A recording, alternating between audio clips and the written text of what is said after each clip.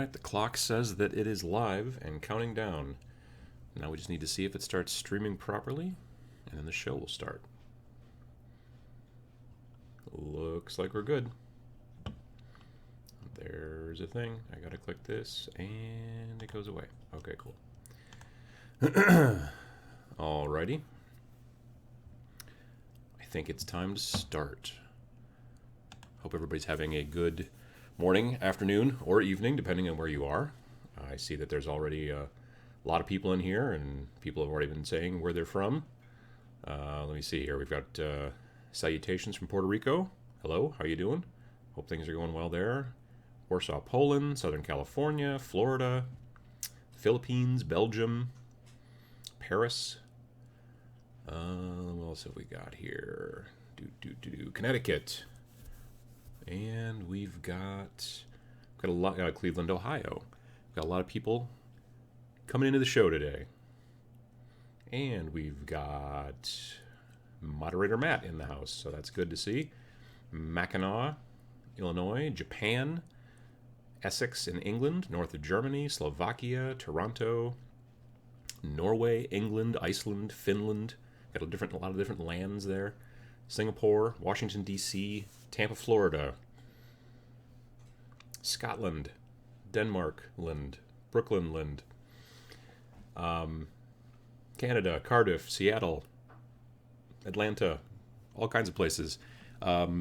Today it is kind of sunny, which is nice because it had been raining quite a bit, and but it's cool. It's around 30-ish or so Fahrenheit, so we've had some freezing on and off, but yeah, it's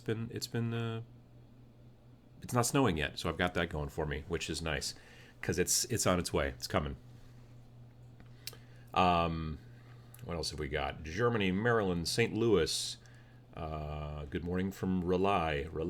I don't ever quite know how to pronounce the city of the Elder Gods, but I do recognize, the location. Stockholm, Sweden. What else have we got? The Netherlands or Scotland. Potshot says, first time I've made it live, make it a good one. Well, I'll give it a try. I'll see what we can do. Can't promise anything, of course, but I'll see what we can do. Since the last show, let's see, what have I been doing? I've gotten my Space Marine 2,000 points pretty much all built and bedazzled. So I'm building Space Marines, and I'm mostly building Primaris Marines that came from the Dark Imperium set. And so what I wanted to do is I wanted them to look like they match kind of the thing I'm going for my chapter is they basically had the iconography of the Black Templars, where they have that cross on the shoulder a lot and the tabards and stuff, but they don't use that color scheme. They're blue and the shoulder pads are silver. Well, with those press fit put together Primaris Marines, you can't put a different shoulder pad on instead of the one that they come with without getting your clippers involved in a Dremel and doing a lot of work. So I went to Shapeways, because Shapeways not only makes lots and lots of different shoulder pads, but they also make just the icons to go on the shoulder pads. So they're already like pre-bent, and they're perfectly designed to fit onto a shoulder pad, and you just glue them onto the shoulder pads. So I've done that to all of the forces in my 2,000 points, plus I built a Redemptor Dreadnought, and then I wanted to put a bunch of stuff on him, so I took old Black Templar iconography stuff from that kit they used to sell that was just Black Templar upgrades, and I put that stuff on there and kind of got him all jazzed up. And there's also a repulsor grav tank thing, and so yeah, all that stuff. It's pretty interesting. Yeah, I'm looking forward to it. It'll probably be after Thanksgiving until I actually start to get priming. Thanksgiving is coming up in America this next week on Thursday. We'll all get together and eat a lot of turkey and fall asleep and all that kind of jazz. So yeah, looking forward to that. But looking forward to actually being able to get back and doing some priming and stuff like that after that. So let me see, what else have we got? Moderator Matt says, Ola from Chicago. Ola. We've got a question from Dave Rockefeller. Adam, do you think I could get my board game friends into Warhammer/Wargaming if I get Silver Tower? Not all of them, maybe. I mean, it's kind of difficult. People who are really into board gaming, it can be kind of a steep hill to climb to get them into wargaming. It's not that hard to get them to play the war game type board gaming kind of gateway stuff that you've already built and painted and done all that stuff. So if you go, hey, come on over, we're going to play Necromunda, and I've got all this stuff. Or, hey, come over, we're going to play, Star Saga and have a big old sci-fi dungeon crawl. That I've got everything all figured out. And then they're like, yeah, cool, that's fine. But when you then say to those people sometimes, hey, do you want to start your own army in Malifaux, your own crew, and put these guys together and paint them and do all that stuff?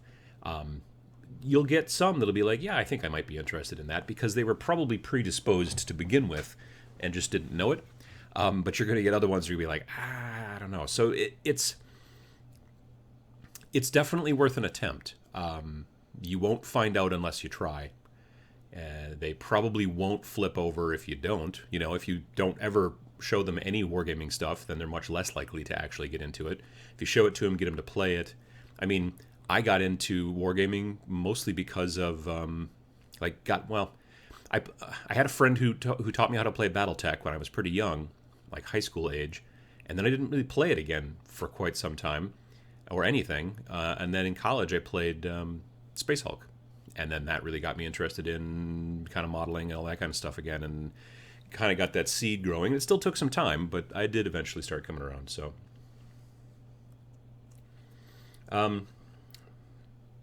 Six Gunner asks, Adam, have you already played Shadespire with the Sepulchral Guard and Ironjaws?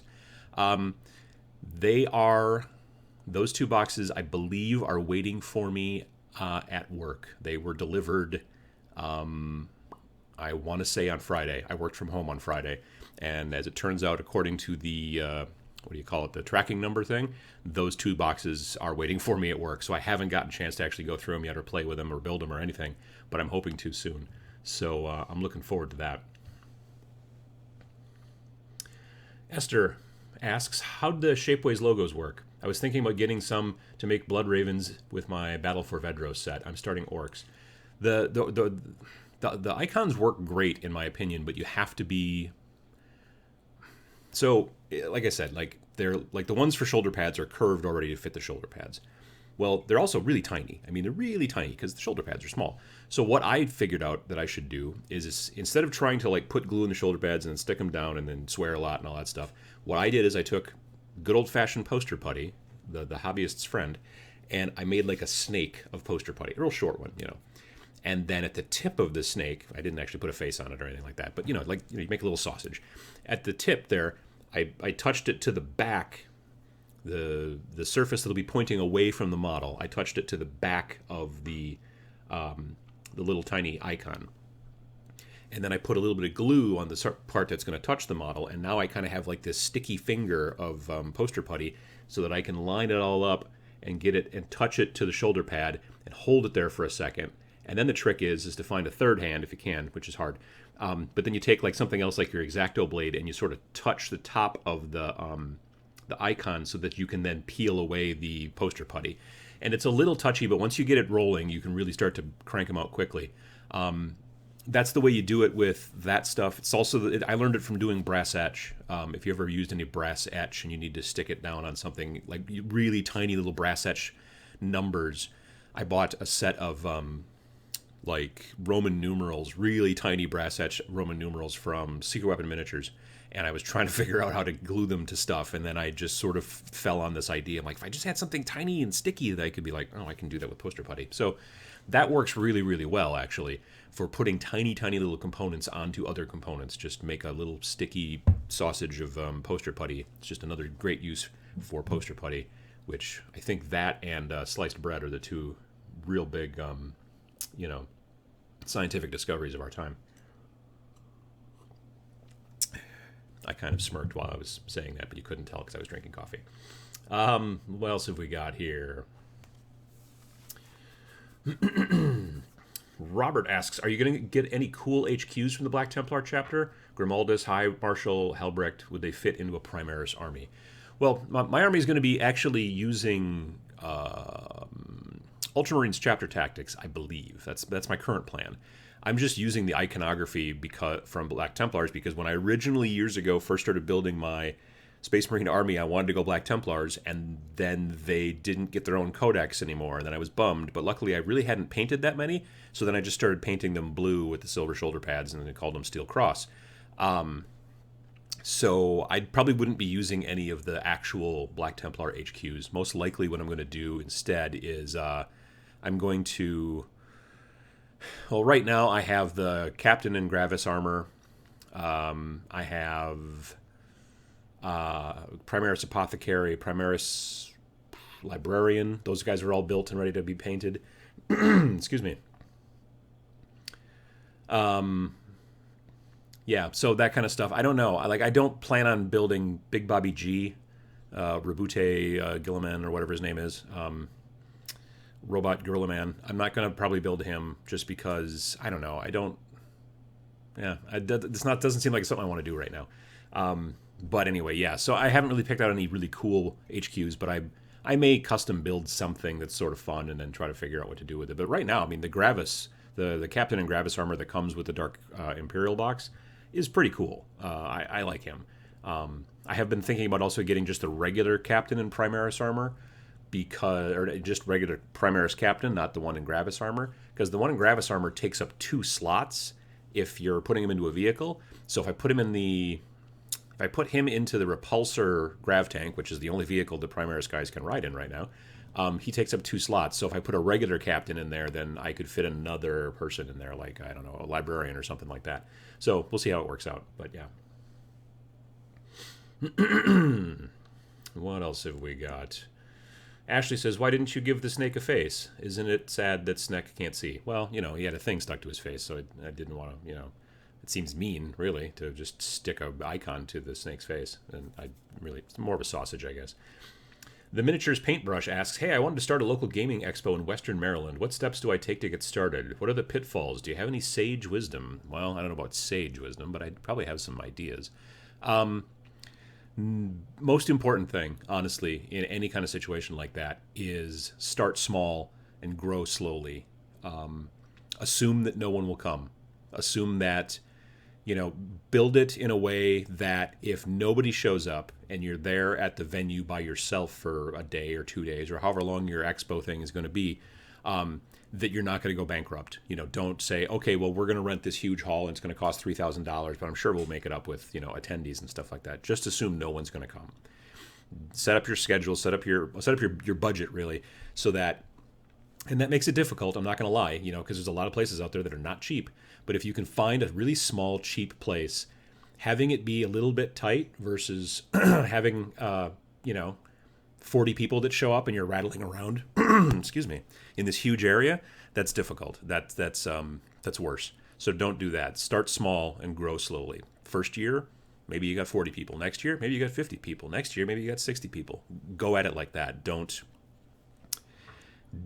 There's too many conventions out there that have decided that they were really just going to be the bee's knees and that they got this huge space and it was going to be awesome and all these people were going to come, and then they are stunned when a lot of people don't.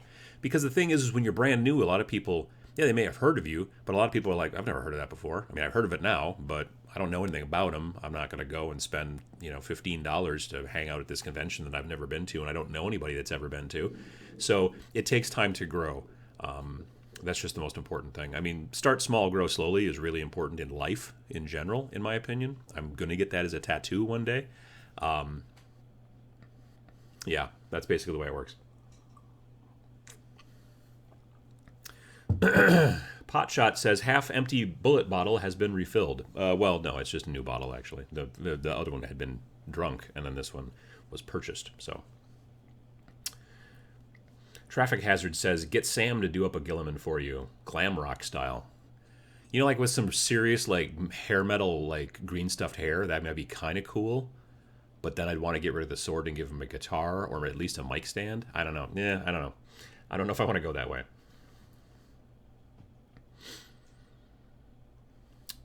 Guillermo asks, I'm eager to hear your take on Shadow War / Necromunda cross gaming. Is it even possible? I guess I haven't looked at it super closely. The rules are a good deal. Like, partially the rules are kind of alike, but I don't know that you could transfer them back and forth. I mean, I haven't looked really closely to see if the point levels are the same or anywhere near each other. Yeah, I don't know. That's a good question. I mean, because it would be sort of cool. It would be just nice to be able to bring some of those gangers, maybe even into Shadow War or vice versa or whatever. But yeah, I haven't looked real closely to see if you can kind of transfer the two back and forth. Excuse me.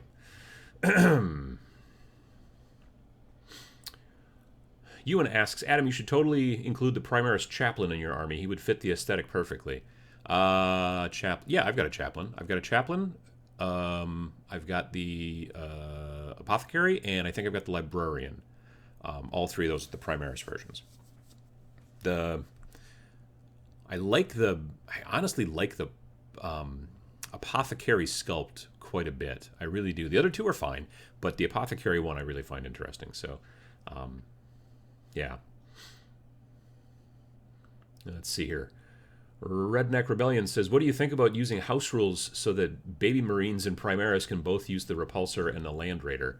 I mean, if you and your friends are cool with it, I don't see the reason. Like, I honestly still don't completely understand why Terminators can go in a Land Raider, but Primaris can't go in a Land Raider, and regular Space Marines can't go in the Repulsor Grav Tank, which is designed for Primaris. I don't know if it's just like, for lack of a better term, a pissing match between the two different types of Space Marines.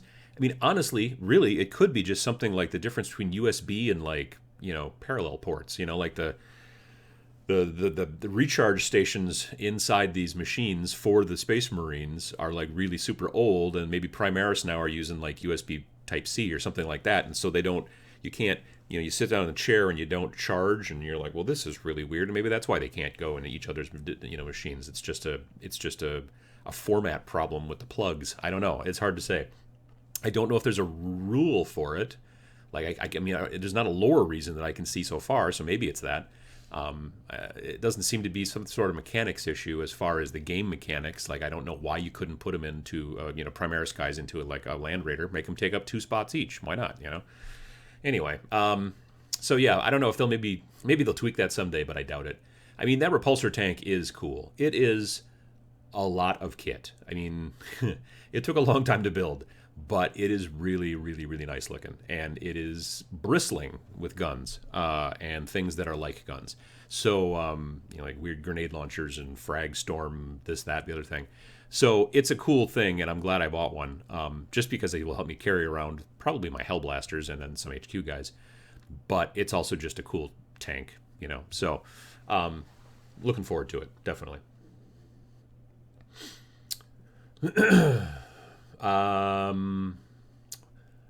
Warhammer Workshop. Hey, Adam, I'm starting an Auric army. What should I start with? I would start with some battle line troops. I don't know what those are because I'm not super familiar with the Aurics. And then I would get probably some sort of HQ. Well, they don't call them HQs in Age of Sigmar. It's more of a hero unit. That big Mega Boss is a pretty awesome sculpt. I don't know if he's maybe too many points or whatever, but he's super cool looking sculpt. And he's got that big giant like dragon skull on his shoulder. That's pretty sweet. Definitely. Alice in Wonderland, that's a fun name, says, I love the Primaris Chaplain. Yeah, the Chaplain's face I like quite a bit. Like, if I remember correctly, they gave you the option to go skull helmet or regular, face. And I just like, well, why would I use the skull? The skull helmet's awesome. So, yeah, I definitely had to use that. So, what else have we got here? Let me see. Allison says, yes, it's true. But true. If they could ride in Land Raiders, there would be less reason to buy Repulsors. Yeah, that's probably true. I mean, honestly, right now, there's a lot of reasons to buy Land Raiders. I played a game of 40K at Valhalla where I got really just proper wrecked by 2 Land Raiders. Man. Yeah, they were Crusaders. And I don't even think that they had the... I don't think they had the multi-meltas on them. They were just regular Crusaders. But man, tough to crack. They were super tough to crack, and they were wrecking me. So, yeah, that's difficult. Lone Wolf asks if anyone's got a USB dongle for my armor. That's a good question. I have to assume it's something like that. That's why they can't go into each other's vehicles. Douglas Hooker says Saga is a great game. Version 2 is out next year. The insights into the changes are dividing opinion. Do you ever get around to playing Saga? I haven't played it yet. I'm hoping to at least get a demo maybe this year at Adepticon. Now, I know I've said that at least last year, if not the last 2 years. But I've got a friend, a guy that I know, who runs a Saga, mostly Saga channel on YouTube. And he is... I think I'm going to see if I can't get him to run me through a game at Adepticon this year. His channel is called Wisco Horndog, and he does a bunch of different videos, but every Thursday is Saga Thursday. Not Saga Thursday, but Saga Thursday. And that's when he talks about Saga, and he's a big fan of that. He also plays Infinity. He used to play Fantasy. His name is Raj, and he's a good guy and a good painter. So yeah, anyway, if you're interested in Saga and you're not watching Wisco Horndog, you should be doing so. VJ Morph says, "Morning, Adam. Apologies for my lateness. Bed was too comfy." No, I don't understand how that works. Definitely. Let's see here. John J says, "Question, Adam. What site was it that shows just about any model where we can get ideas of paint schemes?" I don't know. I would like to know that myself.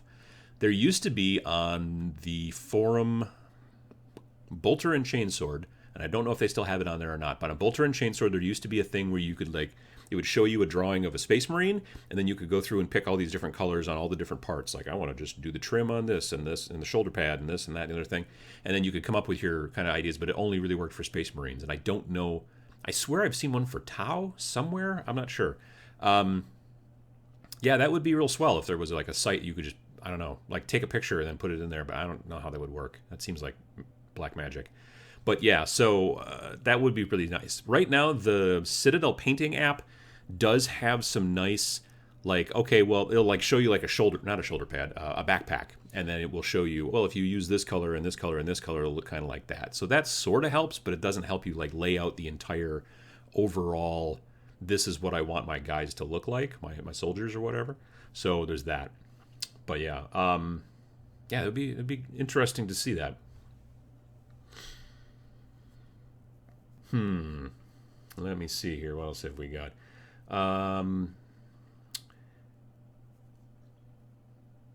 Nick's comments says, "It's been hard enjoying painting my miniatures. How can I start liking to paint?" Well, I mean, that's kind of a personal sort of thing. You know, everybody's got their different reasons that they like to paint. I did an episode just recently about kind of the more meditative, you know, aspects of it, of painting, at least in hobbying for me.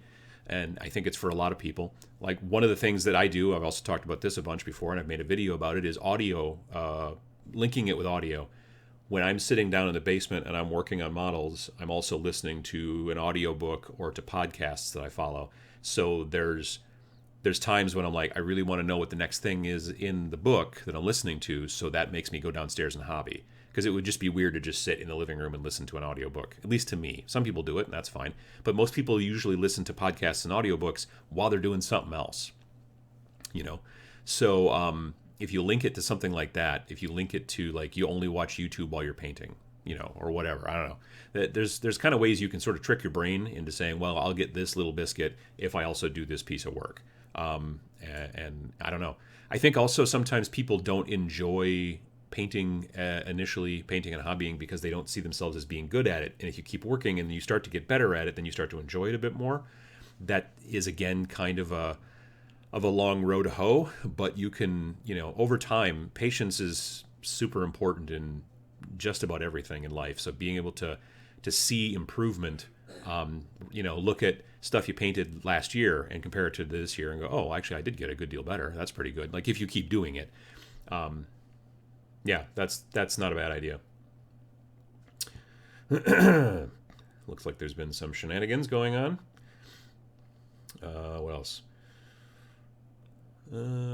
Daniel Harrison asks, Uncle Adam, what are your thoughts on the new codexes, and have you got any more Age of Sigmar content up and coming? Also, I want to thank you for making my Friday mornings more enjoyable. New codexes. I like what I've seen, there's been a lot of really interesting fluff in the ones that I've looked through. To be fair, I've only really had Chaos, New Codex for me, Death Guard, Space Marines, Adeptus Mechanicus. Those are the only ones that I've really like looked through in depth because I own them. I know that there was some problem with the Eldar Codex, and they had to kind of nerf something that they put in there, something to do with the Yanari. I didn't even look, but I just heard about it, and it's interesting. They're playtesting the stuff a lot more, it seems, than they used to, but things still do have a tendency to, bleed through the cracks or whatever, so there's that. I don't know. I was kind of hoping, I don't know why, but there was a little part of me that was kind of hoping that there was going to be more time with the indexes. Like all these indexes came out, so people had to buy the indexes, and then immediately, for some armies, like they had a codex. So now this index was partially, like especially with Space Marines, they went from having an index, using it for maybe a month or two, and then all of a sudden they had a codex. So now that $25, well, you can throw that in the garbage. That's kind of a problem. I don't know, but ripping off the Band-Aid hurts. So that's kind of what ended up having to happen, I guess. But yeah, definitely. Phil Morris says, sometimes I watch Twitch mini painting streamers while I hobby. Yeah, that's also a good thing to do as far as like, I don't want to say as a reward, but something that you sort of associate the hobby with. If you enjoy watching those and you do it while you're hobbying only, well then, you forces you a little bit more to hobby. That makes sense. Frankie Lee Bailey says, listening to the live stream while working today. It's good to be the maintenance supervisor. Well, yeah, definitely. These things here are, this kind of live stream thing is sort of to some degree designed to be a little bit more audio friendly, but today I am going to show you some stuff, and so there'll be that. But generally, it's sometimes a lot of me talking, and maybe you listen to these while you're trying to, make sure that you actually do your hobby and paint or whatever, and that's fine. Or you listen to it while you're being a maintenance supervisor. Total Noob says, totally agree. Listening to music or podcasts / YouTube and being in a relaxed state, then watching it come to completion is awesome. Yeah, I think that's the big thing. Not only is it, for me, not only is it the time spent and the kind of relaxation and the focus, but it's also getting things done, being like, this is finished, awesome. And then, that's kind of a nice thing. Horace Sun says, hello, can I use 2 Necromunda boards as 2D Zone Mortalis? Yeah, I think you probably could. They're nice thick boards. I think they're double-sided, if I remember correctly. So yeah, definitely. Question, any good tutorials out there on painting muscled flesh, Ogryns, Catachans? The Warhammer TV ones look terrible and overly layered, in my opinion. Yeah, there are different kind of aspects to... Some people want their flesh to look a little bit more high contrast, so that they, like from a long distance, and you can't see my other arm because it's out of the way, but you're looking at it from a very long ways away, and you're like, yes, I can see the definition of the muscles. I like to have my stuff look a little bit more subtle, and I like to look at it a little bit closer to my face. So different people do different stuff. On my channel, there's a video by Sam about how to paint flesh, and he paints a figure that is pretty heavily muscled. And so you may want to go back and watch that. There's good information in there. He does it way differently than I do, but it's really interesting to watch. And of course, the result is, well, it's Sam, so it's astounding. News. So the AdeptiCon tickets went on sale on Friday night at 8 p.m. Central Time. So if you still want to go, you can go, but all the swag bags and the very important gamer ones are already all sold out. But you can go just as a regular person and stuff, and there's still seminars, plenty of seminars that are still open. But this year, our boy Sam Lenz, painter Sam Lenz, Painting with the Pro, he's doing 3 seminars at AdeptiCon this year. This is his first year actually teaching seminars, so congrats for that. I'll be there as well doing 2 seminars about YouTubery. I did one 2 years ago, or did 2 seminars 2 years ago, but I'm doing it again this year.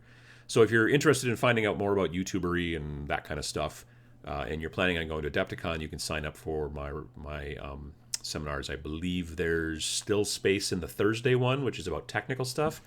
And last I looked, more than half the seats I think were sold for the Friday one, which is about content and branding and strategy. But all that to say, Sam's seminars, all 3 of them sold out in about 2 hours. So again, congrats to Sam. He's going to be doing really well this year, and I think that they're going to probably keep having him come back and do classes because he's been doing more and more teaching, and it's been really awesome.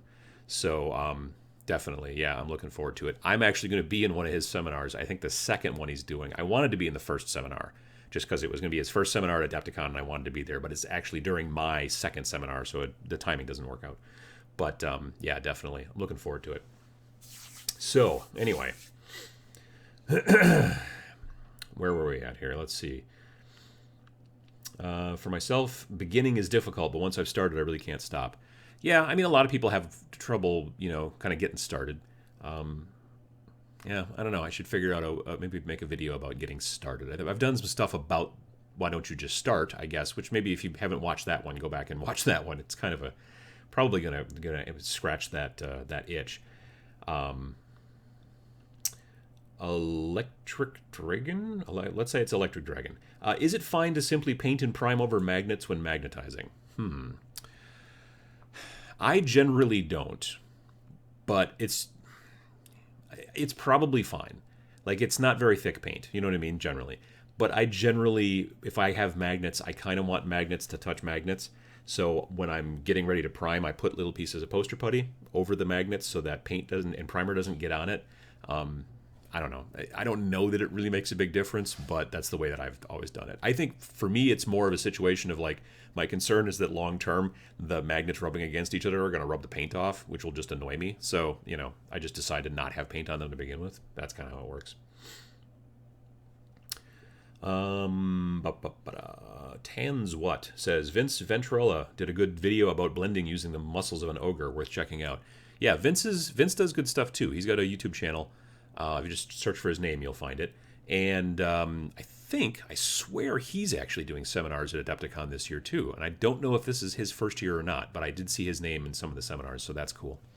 Yeah, it's, muscles are difficult, I think, for that kind of stuff.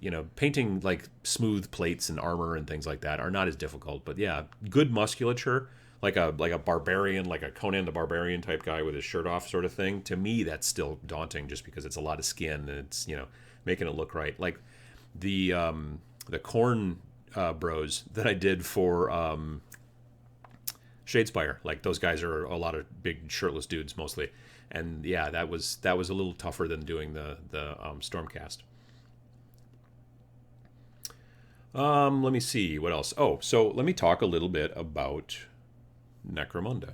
So they sent me a copy of Necromunda and the box, and also the Gang War supplement, which is that book that is basically just about. So if you watch the video on Friday, they send you the 2D boards, and it's designed to be played on the 2D boards with the rules that come in the box. There are little doors and bulkheads and things like that. My first concern, as I said in the video, was that it was going to be like Candyland and you were going to move, 1, 2, 3, 4, because there was a grid pattern on the boards. But as it turns out, that's just visual. That's not, you don't play, you can put your guys so that they land on the crack between 2 squares. That's fine. There's nothing wrong with that. You actually measure inch by inch and go where you want to go. So that made me a lot happier. There's really good rules in there for cover and kind of explaining how that works. And then in the Gang War book, they have all the rules for using 3-dimensional terrain and the movement that you have to do when you're doing those things. So there's jumping, down, and there's falling, and there's climbing up ladders, and there's all that kind of jazz. So all that stuff's in there, plus also the campaign rules and also the special scenarios and stuff that you can use in the campaign rules. But otherwise, the main box is designed to be kind of something sort of self-contained that you can play. And then it comes with the models. The models are kind of amazing. I mean, they're really cool. Don't get me wrong. I'm going to move this over here so that you can see a sprue. So obviously, I haven't started building these guys yet. But this is the sprue for the Goliaths. So this one sprue has got all the parts that you need to make 5 Goliaths. And this sprue is, I don't know, maybe 6 by 8. Roughly. I don't have a tape measure or anything nearby, but yeah, it's maybe 6 inches by 8 inches. Maybe, yeah, about that. So, I mean, look at how tight. Like, this is a lot of detail, and that's really tight little pieces. It's astounding how they're able to kind of Tetris all these pieces together using, I'm sure, fancy computer, shenanigans these days.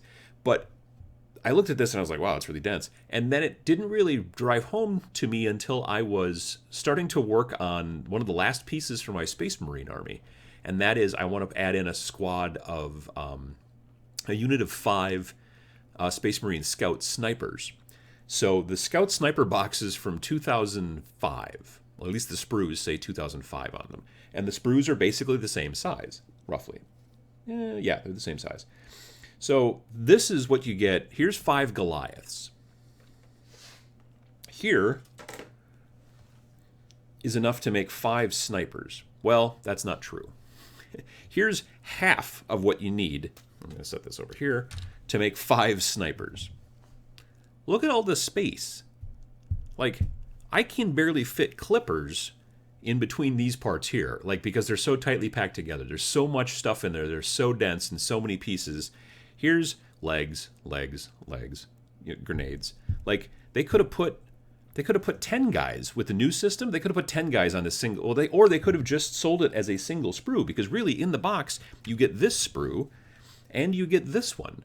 This one is the one that has like the cloaks and like 4 other pieces of kit. Like, that's literally it. This is, you buy 5 snipers and it takes these 2 sprues with these huge holes. I could just about wear this as a bracelet. I mean, they're really, really big back in the day. Like, because I think they did most of this kind of by hand, even in the early 2000s, like figuring out where the shapes were going to go and how it was going to be done. Fast forward 15 years, well, no, 12 years, and now we've got computer designed, mold design, and you can see how, like, they basically give you 2 of these sprues and that's 10 guys. Whereas these 2 sprues makes 5 guys and gives you a ton of extra leftover space. So it's really interesting to see what they've done with these pieces. So you've got, like, let's see from the front here. So you've got a Goliath dude torso here. You've got one over here. You've got one over here. They're really kind of smartly designed too, because the way that it doesn't look like when you build these guys. When you build these, you get 2 sprues of 5, and you are supposed to make 10. So you would assume that everybody would look the same. You'd get 2 pairs. You'd get a bunch, five sets of twinsies. But the fact of the matter is they built them in a way so that you can modify, like, obviously the legs and the torso stay the legs and the torso, but you can put together different weapons on them, different heads, different all kinds of stuff to make them look like 10 separate guys. It's just that maybe they're sort of, the twins are sort of standing in roughly the same poses, but if you build them right, you're not going to notice the difference. You're actually going to notice the difference. You're not going to notice that they're the same. So yeah, that's really kind of interesting. And like I said, this is the Goliath sprue, and there's 2 of these in the box. Tons of extra little parts and shoulder pads and wrists and arms and every last little bit. And then over here are the Escher gangs. So these are the ladies that they're not as beefy, obviously, but still a very tightly packed sprue. This one whip thing here has got a bunch of space around it because it is pretty delicate. But everything else, the faces and the mohawks and all the guns and the stilettos, knives, and all that jazz, all that stuff's pretty tightly packed into these sprues. You've got one torso here, there's one that kind of body over there, one over there, one over there, and one down here at the bottom. And then again, same kind of deal. You put them together in different ways, kind of like they do with, if you've ever looked at the Putrid Blight Kings, the Putrid Blight Kings kit, you can build those guys so many different ways. They give you 5 guys in the box, 5 torsos, 5 bodies or whatever, but they go together in so many different fashions that you could put 15 of them together and none of them would look the same. So, yeah, it's kind of it's well done. It's really smartly done, I think. But they're great looking models, and if you're into the whole ganger aesthetic that used to be from back in the day, they're not going to look as, I don't think they look quite as stocky. I mean, the Goliaths look pretty stocky, obviously, but that's just because they're probably pretty totally roided out, or space roids or whatever. I don't know. But yeah, it's pretty interesting. So there's 2 of this sprue, 2 of the Escher sprue. Like I said, you can put them together to make 10 of each, and then there's some other sprues in here too, which are a good deal larger. So this is like the walls and bulkheads. So there's like just big like doors, bulkheads, walls, all kinds of stuff like that. And there's only just one of these in the box. But again, really, like if you've played the old Necromunda, like this pattern here looks very, very similar, looks very recognizable to you. You know, like you've got this iris valve door here. That's really kind of cool, you know, all that kind of stuff. And then over on the side, you've got these little feet sort of for sticking them on the underside to make them so they stand up and don't tip over all the time.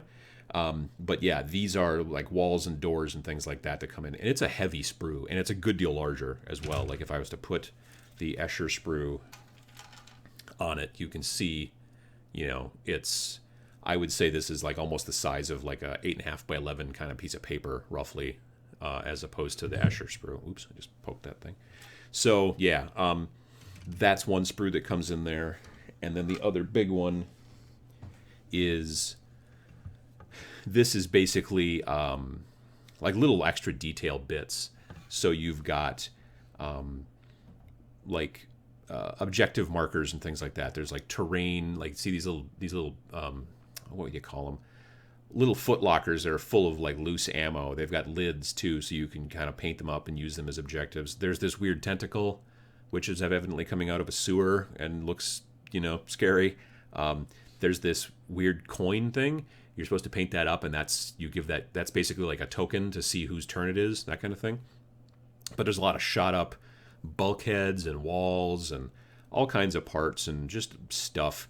These are melt-a-bomb traps, I believe, or else these are melt-a-bomb traps and these are frag grenade traps. I don't know, but there's different traps and like I said, objective markers and a lot of really cool stuff.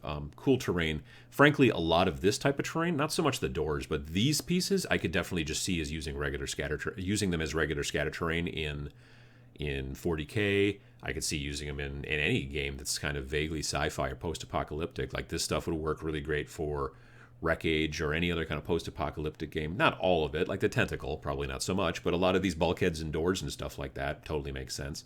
They're not covered in skulls. I mean, these objective kind of marker things, whatever these doohickeys are, like data. I'll try to get it over there. See that data thing there? It's like a data console that's got a skull on it. But otherwise, not everything is covered in skulls, which is amazing. On the back, you'll see a lot of these have basically like integrated sort of stands. You see that if I turn it like this, you can see those things sticking out so that they're built so that they just sort of sit by themselves.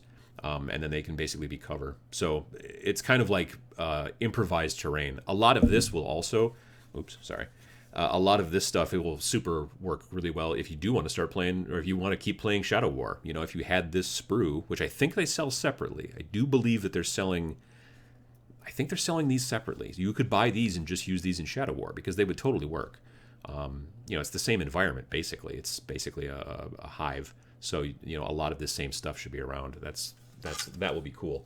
So those are the kind of close-ups of the sprues that come in the box. And like I said, they are, to some degree, I don't know, I think kind of a bit of a technological marvel as far as how tightly packed those models, you know, those figures are onto that sprue, and how much stuff they can get in there. It's kind of crazy.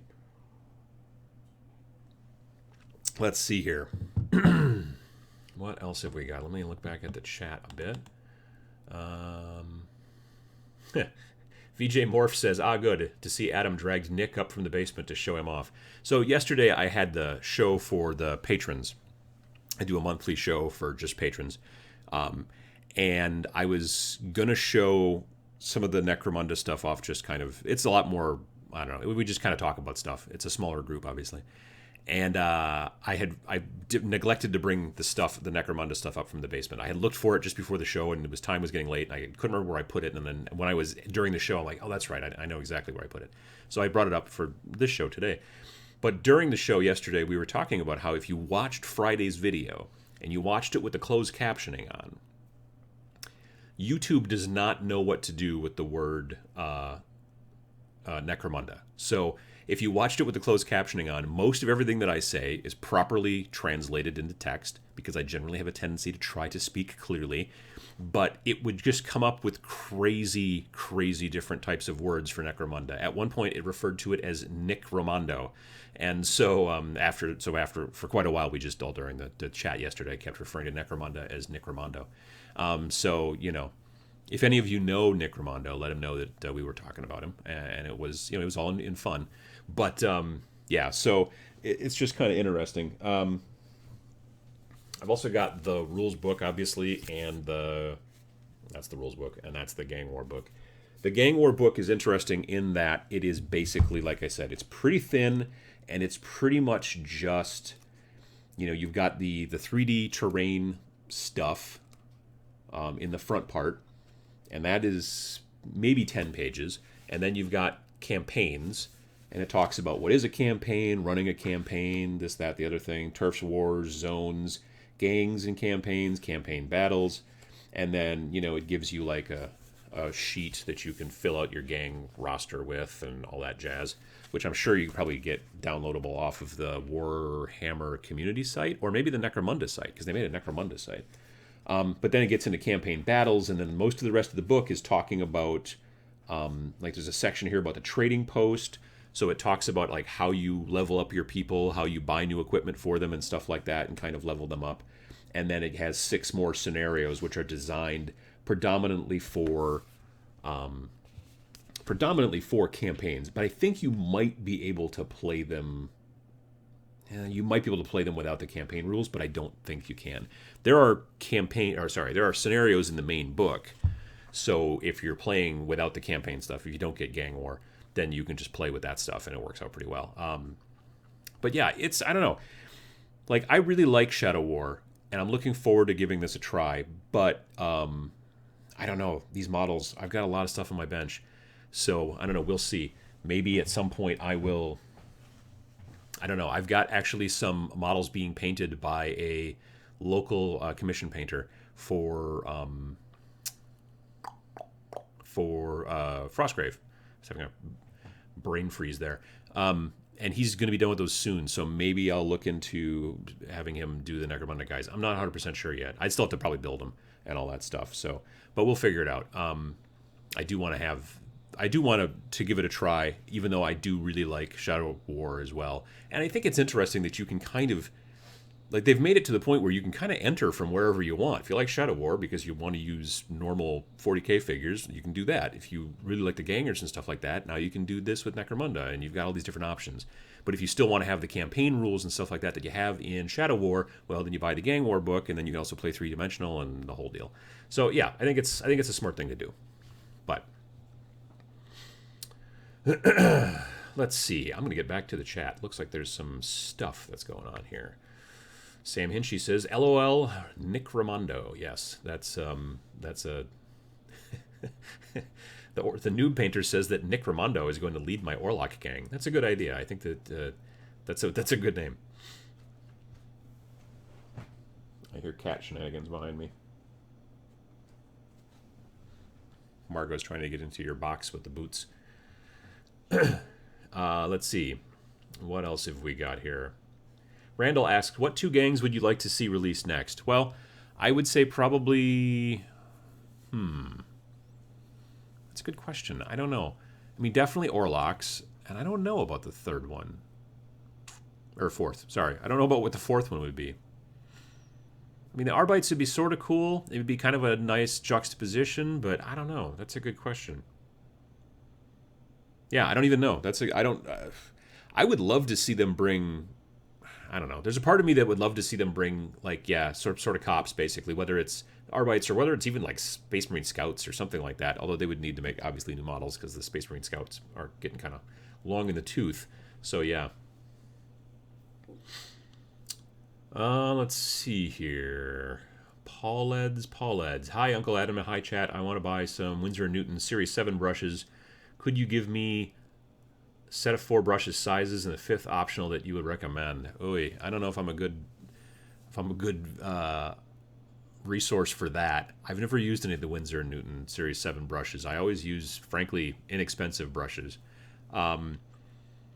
If the sizes kind of translate, I would always want like a 0 and a 00, and I don't use much else other than that, other than like specific dry brush brushes, which I've always just used the Games Workshop dry brush brushes because they've always made me happy in some fashion.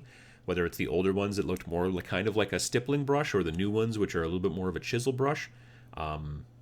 Yeah, so I don't know. Other people here might who use the. I already see there are some answers. Something going on behind me. Some of the other, I think, people in here who use those brushes might have better answers. It looks like Wizard Battle says 00 and 0, which I'd mentioned, and then 2 and 4. That makes sense. So yeah, definitely. Oh, looks like a naughty kitty found this little orange piece of plastic here. This little orange piece of plastic is actually from the kit for, it's back there, for Necromunda, because the templates that many people used to know and love, the templates used in 40K, the teardrop shaped one, the little blast and the large blast, those are back. Although now in orange instead of bright green. So that's the little piece of the plastic that came off. So that's another thing that comes in the box. So, if you haven't thrown away or used your templates as frisbees and coffee coasters too much, you could just use those. But if you buy the Necromunda box, you get orange ones. So they come in there. Yeah, so a lot of people are talking about definitely 00, definitely 0. Phil Morris says 1. Some other people say 2. Some other people say the 4. Yeah, I generally, because I have a tendency to use Games Workshop brushes just because I'm sort of cheap, I have a tendency, they don't put regular numbers on them, like everybody else does. So I just, I like to use the one with the yellow tip, because they're also the older brushes, the new ones that they put out, I haven't bought too many of. I've still got a big cache of the older ones where it was like a black, the shaft was black of the brush, and the tip, there was the yellow tip, there was the blue tip, there was the red tip, and the purple tip, and those are both the only ones that I use, which doesn't help you out too much if you don't use those brushes, which they don't sell anymore. Anyway, listen to the chat. The chat's telling you what to do. Looks like 00, 0, 1, 2, 4. Your mileage may vary. Lear Watson Jones asks, and I probably mispronounced that first name there, sorry.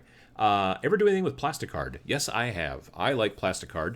I built, and I haven't shown them off yet because they're primed but not painted, but I built 3, 4 walkways, like improvised kind of post-apocalyptic or whatever walkways, which were originally designed for Shadow War Armageddon. Catwalks, whatever you want to call them. I've built those to connect some of my ruins in my terrain and stuff, and I built those predominantly on a plastic card. The underside, the kind of thing, the structure, the superstructure that holds everything together, is sprue, pretty much. So I'm going to probably make a video actually about how to do that, because it worked out relatively well. You have to take some plastic card, but you can also use stuff that's not plastic card. Anytime I get and this is goofy, but almost anytime I get a gift card from somebody, like those plastic gift cards, I keep the plastic gift card and then I use it as a piece of plastic in different projects and terrain and stuff like that. I cut them up, and use the parts for different things. Works out pretty well. So yeah, that's the kind of stuff that I like to use, and so I do like to use plastic card for that. I don't use it for buildings too much, but for like these walkways to make them look like they're like beat up kind of metal and stuff like that, I did some work on them and roughed them up, drilled some holes for bullet holes and stuff like that, but it worked out pretty well. Yeah, plastic card is cool. It can get expensive depending on where you buy it, but if you're good, it's smart with it, I think. And if you recycle, you can also do stuff like that too. What else have we got? Question, Adam, are you still planning on doing bat reps? Have you picked the game you'll start with? I am still planning on doing bat reps. It's looking a little bit more and more these days, right now, like I may do some of my earliest bat reps on Shadespire, because it's a game that I like, and I'm liking it more as I play it. It's also a good gateway game, so it helps to hopefully draw more people into the hobby, and it also doesn't take up a ton of space and I could play it. I could start making them a lot sooner because I'm kind of behind on doing terrain for regular big games. So yeah, I could see that. Six Gunner asks whether I like Escher or Goliath. I would say probably just aesthetically, I think I like Goliath a little bit better. Just because they're kind of, I don't know. The Escher, I don't know. I think it's because their mohawks are smaller, honestly. Like, I look, don't get me wrong. People out there have mohawks, and sometimes they can make them very large. But when you're basically living as a squatter who lives in what is predominantly a forge factory all the time, and that's where you live, I want to know where you have the time to make a really tall mohawk. Like, where are you getting the material? You know what I mean? Like the guys who are the Goliaths have really short mohawks, which basically just means you shave the sides of your head and you didn't do anything to the top. But the Eschers have got these really tall ones, and I'm just like, that seems like a lot of work. If you're out there, fighting for survival, I see that with some post-apocalyptic games too. They'll like make these fancy. I forget the name of the game. It might be Eden, and they have like one of their forces for this post-apocalyptic game is a force of like, it's a crew of clowns. And I'm like, who has time for grease paint after the apocalypse? Really, you know what I mean? Like, after everything's gone to hell, just try and survive. Don't try to make sure you have the right white and the right red so you can do your it's weird. So I think that that's partially why I think the Goliaths are more of my interest area. Plus, I think they're going to be slightly easier for me to paint because they're beefier.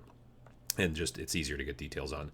Really thin models are cool when done well.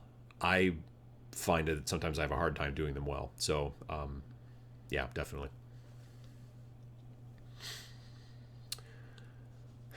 Total Noob says, I am bad. I keep plastic hotel keys for bases. Yeah, I mean, it's, giving you a piece of plastic. You got to recycle that stuff. I mean, technically, they probably want it back because they want to recycle it, but, well. John J says, as a hotel GM, I say give them back. LOL. Well, sure, yeah. Josh says, I always like scratch-built terrain. It's pretty cool seeing what people can come up with. Yeah, I agree. I mean, I like not pre-built. Well, I do like some pre-built stuff, and I do like some stuff that's a kit that you put together and paint yourself. But when I see really good scratch-built stuff, it's really, really surprising, and it just really looks amazing. Most of the terrain, if you've gone back and looked at the video I did about Valhalla, if you look at any of the pictures that I did on Instagram from Valhalla, most of that terrain is scratch built, and it was astounding. Really super good. The guy who brought all that stuff was just amazing. So the work was just astounding. So yeah, like good scratch built. It's a whole different kind of hobby almost, building really good scratch built stuff. It's getting a little bit easier if you've got access now to, say, 3D design stuff and a 3D printer, but still, yeah, definitely. Really, really, like really good scratch built terrain is a thing to behold, and you don't even necessarily have to play on it and just look at it.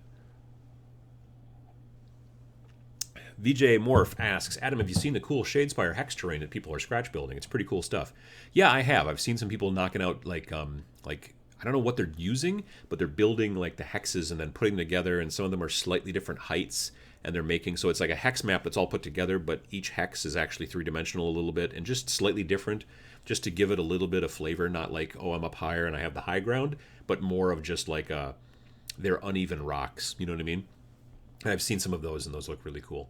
So, yeah, I could definitely see seeing those at like conventions, seeing like a really cool. I'd be really interested if Games Workshop doesn't like commission somebody to make a really good like Shadespire board like that, so they can do demos and take it places, because it still wouldn't need to be too huge. If you make it too big, then it's going to be just not right for the game. But yeah, I could definitely see that.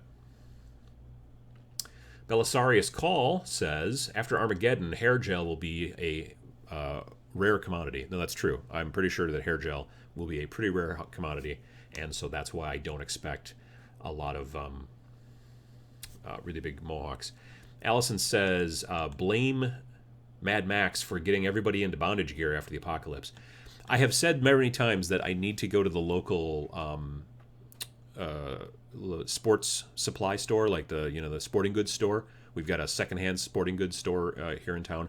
I keep meaning to go there and stock up on shoulder pads, American football shoulder pads, because when the apocalypse comes, then you got to have those ahead of time, so you can put them on and then ride on top of your Honda or whatever and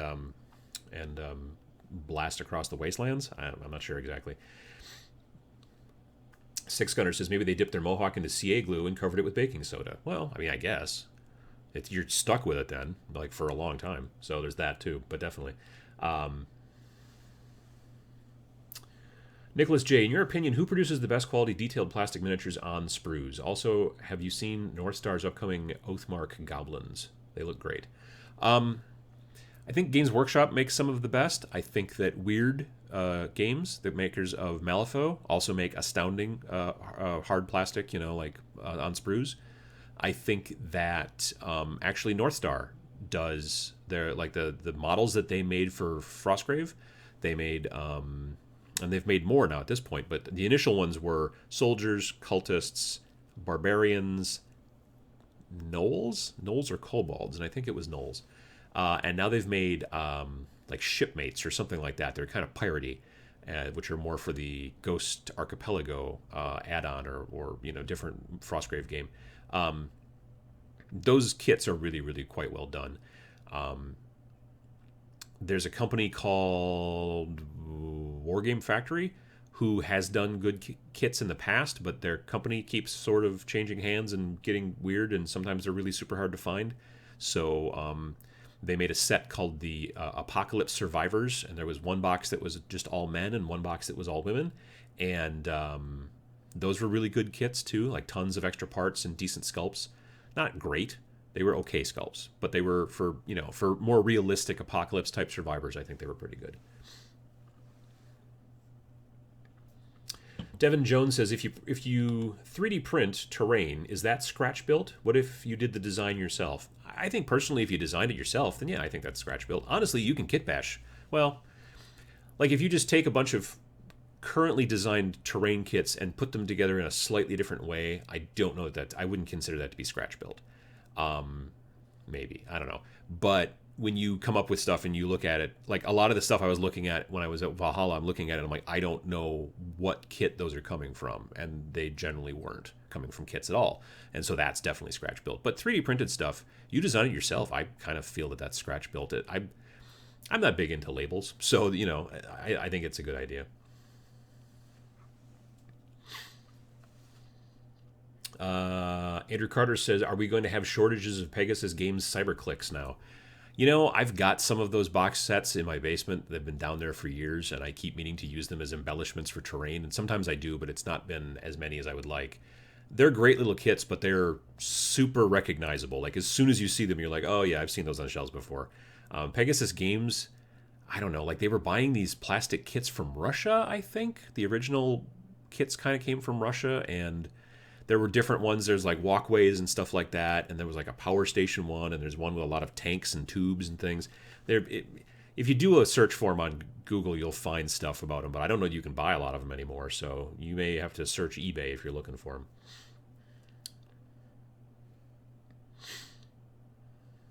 What else have we got? Josh Cutt says we'll trade TV for hair gel. Yeah, that's what's probably going to happen. Total Noob says axle grease or mud can hold a mohawk. Well, for a while, but not during a good extended firefight, I wouldn't think. Michael Whitman, Ironjaw, says maybe the mohawks are artificial implants. Yeah, I guess that could be true. They could be plastic mohawks. I guess I hadn't thought of that.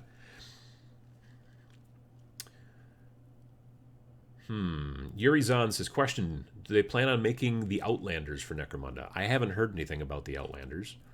I have a suspicion that if they do, it'll be down the road a bit. But yeah, I haven't heard about it.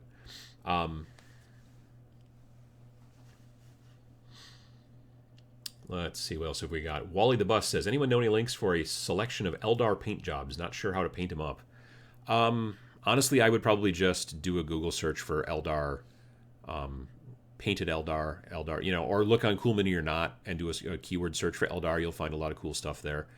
That's probably the best. John Jay says, I haven't tried it yet, but perhaps search for Eldar in the Tabletop Minions Showcase group. I don't know how robust Facebook's search within a specific group is. If it works really well, then you probably can find some.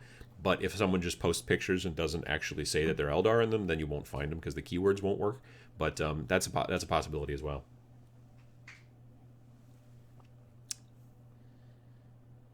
Emperor Richard says, what do you think of Pegasus Games? Well, If we're there's a shop in Madison called Pegasus Games, if that's one of them you're talking about, they're a pretty good shop and they've got a lot of miniature stuff, which is nice. If you're talking about Pegasus Games being the company that makes all kinds of different weird kits, mostly plastic stuff, I've bought the Gothic kind of buildings kits from them, which are sort of cool, and like because they're kind of the repackager that sells a lot of those, those things we were talking about before, the cyber whatever things.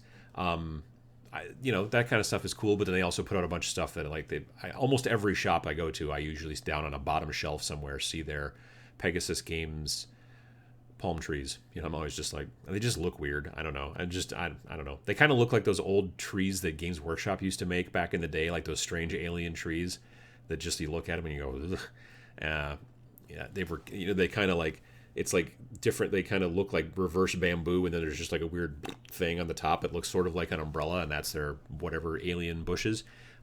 Yeah, I've never been a big fan of those. They've always looked a little weird to me. I have some somewhere in the basement that I got with something else, I think. Yeah, I've never seen any of those done really well. Like the normal trees that GW does now that have like, you see them in Age of Sigmar quite a bit. They're those flat like discs, and then they have those three really twisty trees, and then those are, I think, kind of cool looking. They're very interesting, but the other ones not so much. So the new painter says you can find the models that Tabletop Minions is talking about. They're called Project Z male survivors and female survivors from Warlord Games, so they've kind of switched over. That's cool. It's always interesting to see like someone comes up with the time and the money and all that stuff to produce models, to make metal molds, to be able to do injection molded plastic, and then that company goes out of business, and then somebody else must buy the molds, I assume, and then they just start cranking them out, which is cool. So yeah, Project Z male survivors and female survivors from Warlord Games. If you find those kits and you buy them, you will never, ever, ever need guns again. Because like there's like, I think maybe enough for 15 or 20 people inside the box as far as body parts, torsos and stuff. But each box comes with so many, like the women box, the female survivors box comes with, I think, probably a dozen RPG 7s in it. Like, I don't know when you're going to use those, but you've got so much to kit bash with. So that's kind of cool. Greg Hind, I think Hind is pronounced. 3D printers are great for making custom bases for your minis. See, I haven't tried that yet. Huh. I should think about that. That's kind of I'm definitely working on trying to make not just pieces of terrain like themselves, but also embellishments for pieces of terrain. Sometimes you're building like a ruined corner of a building, that old, standby that we all have on our boards. But you want to have, like, you don't just want to use two pieces of foam core to make that kind of corner and then throw a couple of extra floors in there. You want to have like the interesting little details that make it stand out and make it look more real. So you want to have like an electrical junction box. You want to have the HVAC unit on the side of the building, or an air conditioner, just hanging out of a window, that kind of stuff, depending on what you're playing, what era, what kind of system. And those little pieces, being able to design those and crank those out in 3D print, and then just put those onto your pieces. Even just like window moldings and stuff like that, I think is a cool idea. And that's part of what I want to be able to do. So, hey, Gaddis Gaming is here. How you doing? Let's see here. Wally the Bus. Yes. The Tabletop Minions Showcase Club is on Facebook. Yep. It's called the Tabletop Minions Paint Showcase Club. Emperor Richard says, Adam, the guy who makes Pegasus, still sells some Russian models at conventions. Yeah, that's, I like I said, it's rare that old molds die. They just generally kind of change hands. They get sold to somebody else or whatever, and I think that's kind of cool. And sometimes it's not even the mold, sometimes it's the master. It depends on the process.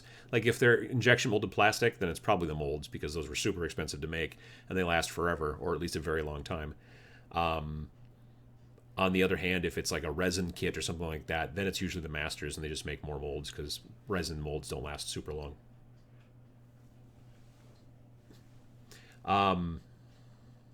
What else here? Randall, hey Adam, how's the development of your company's gaming app going? Pretty well. We are looking at end of the year. having our kind of closed beta. So I'll tell you guys more about it when we get to that point, probably. But yeah, it's going well. We're buckling down. Well, we've been buckling down for a while. We're a little bit more head down than usual. I don't want to say we're getting into crunch mode, but we're getting close to crunch mode. Not like crunch mode in the video game industry where you work 20 hours a day and sleep at the office, but we're most of us are doing some work at least every night after work, from home and stuff like that. So yeah, it's happening.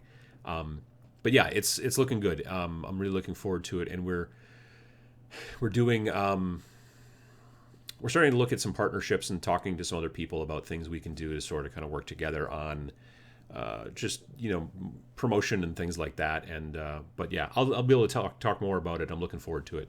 I'll be able to talk more about it hopefully by around the end of the year. That's our current goal. So as I've said in the past, it's this app that's going to be allowing people to be able to not just wargaming, but in all types of tabletop gaming, board gaming, role playing, collectible card games, be able to find events, not just find people, but find events. There have been other apps out there that have been like, oh, hey, here's a bunch of gamers who live in your area. Why don't you make friends? And that doesn't exactly work. It's much better for us to say, oh, hey, look, here's a bunch of events in your area that you might want to go to. And while you're there, you may make friends. But leading with, hey, here's some people, send them messages, that's never going to work. So, yeah, that's where we're at.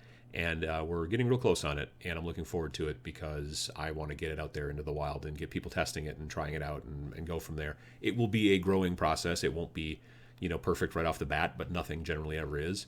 So, yeah, that's where it's at. It's working. It's on its way. And again, the reason that it's been slow, or slower than we would have liked, is just because we're not doing a Kickstarter for it. We're not raising money for it. We're not getting investors. We're paying for it ourselves. And to do that, we take regular client work, because we're a company that does apps for companies. We're doing this on the side because we're all tabletop gamers. So we've had lots of business lately, which is a good problem to have, but it slows down production of the side project that we want to get done. So that's where it's at. So that's where that's going. Let me see here. Warlord has tidied up many of the old Wargames factory sprues, so there may have less spare parts, says Bob Emerson. Oh, well, that's kind of a bummer, because yeah, that's the I gotta say, those apocalypse survivors, I've got guns for days, because I bought both the men and the women. So take a look. If they have them on the website, take a look and see what the sprues look like. Yeah. John J asks, how do you store/organize your bits for kit bashing?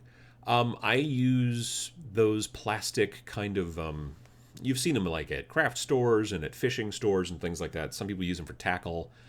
Some people use them for craft stuff, and they're bigger. They're usually, I don't know, maybe 9 by 12, maybe 8 by 11.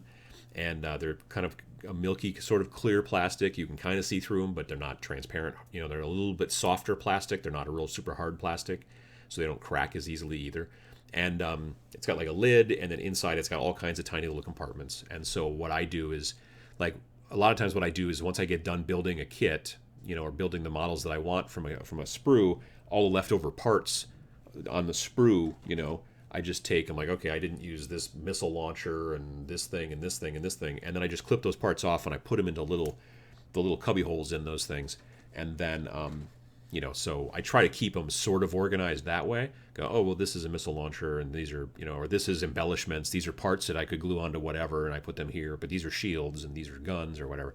And then I just keep them like that. And then when it's time to build something new, or to kit bash or whatever, then I can kind of dig through the little chambers and figure out what I want.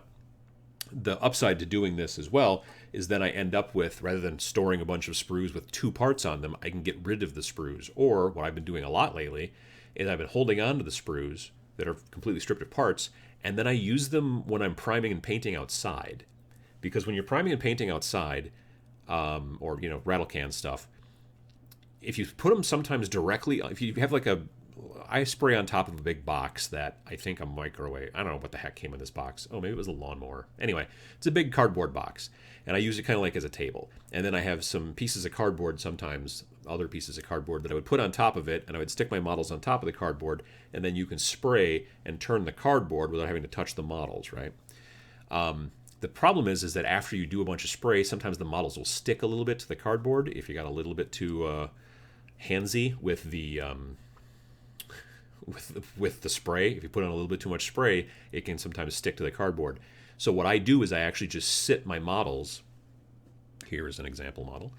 I just sit them on the sprue. So instead of putting these guys on cardboard, they're sitting on the sprue, and they're just barely kind of touching it. They're only touching it in a couple of spots. So you're much less likely to get the model sticking to the cardboard or sticking to anything, because they're just barely sort of just resting on this empty sprue. So I end up keeping my empty sprues just to use as kind of like little paint racks, you know what I mean?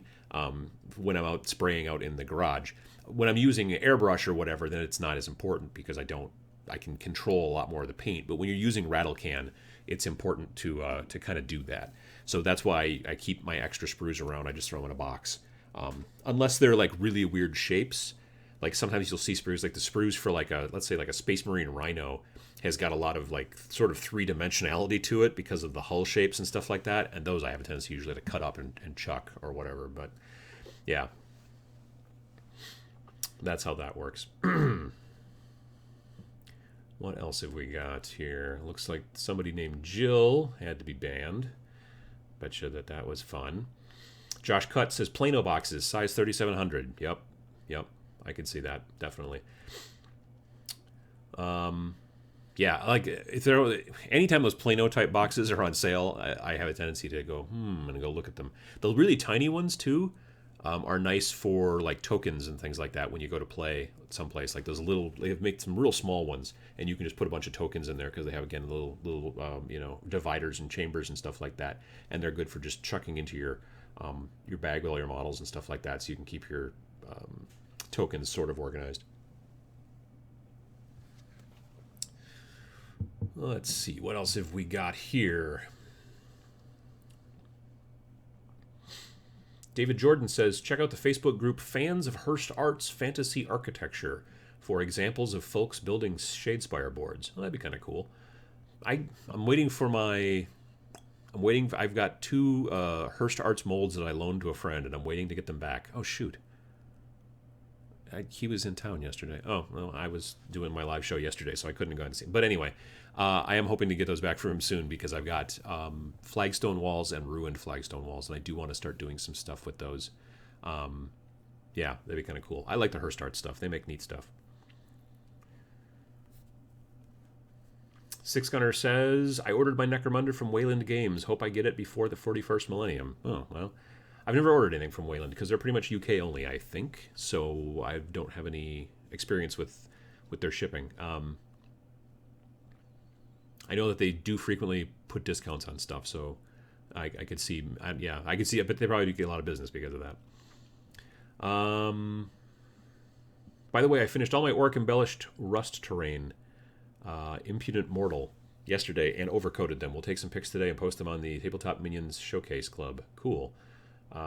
Yeah, I want to see some of that Impudent Mortal terrain. I'm interested in. I'm always interested in seeing really cool, kind of like terrain kits that you kind of haven't seen before.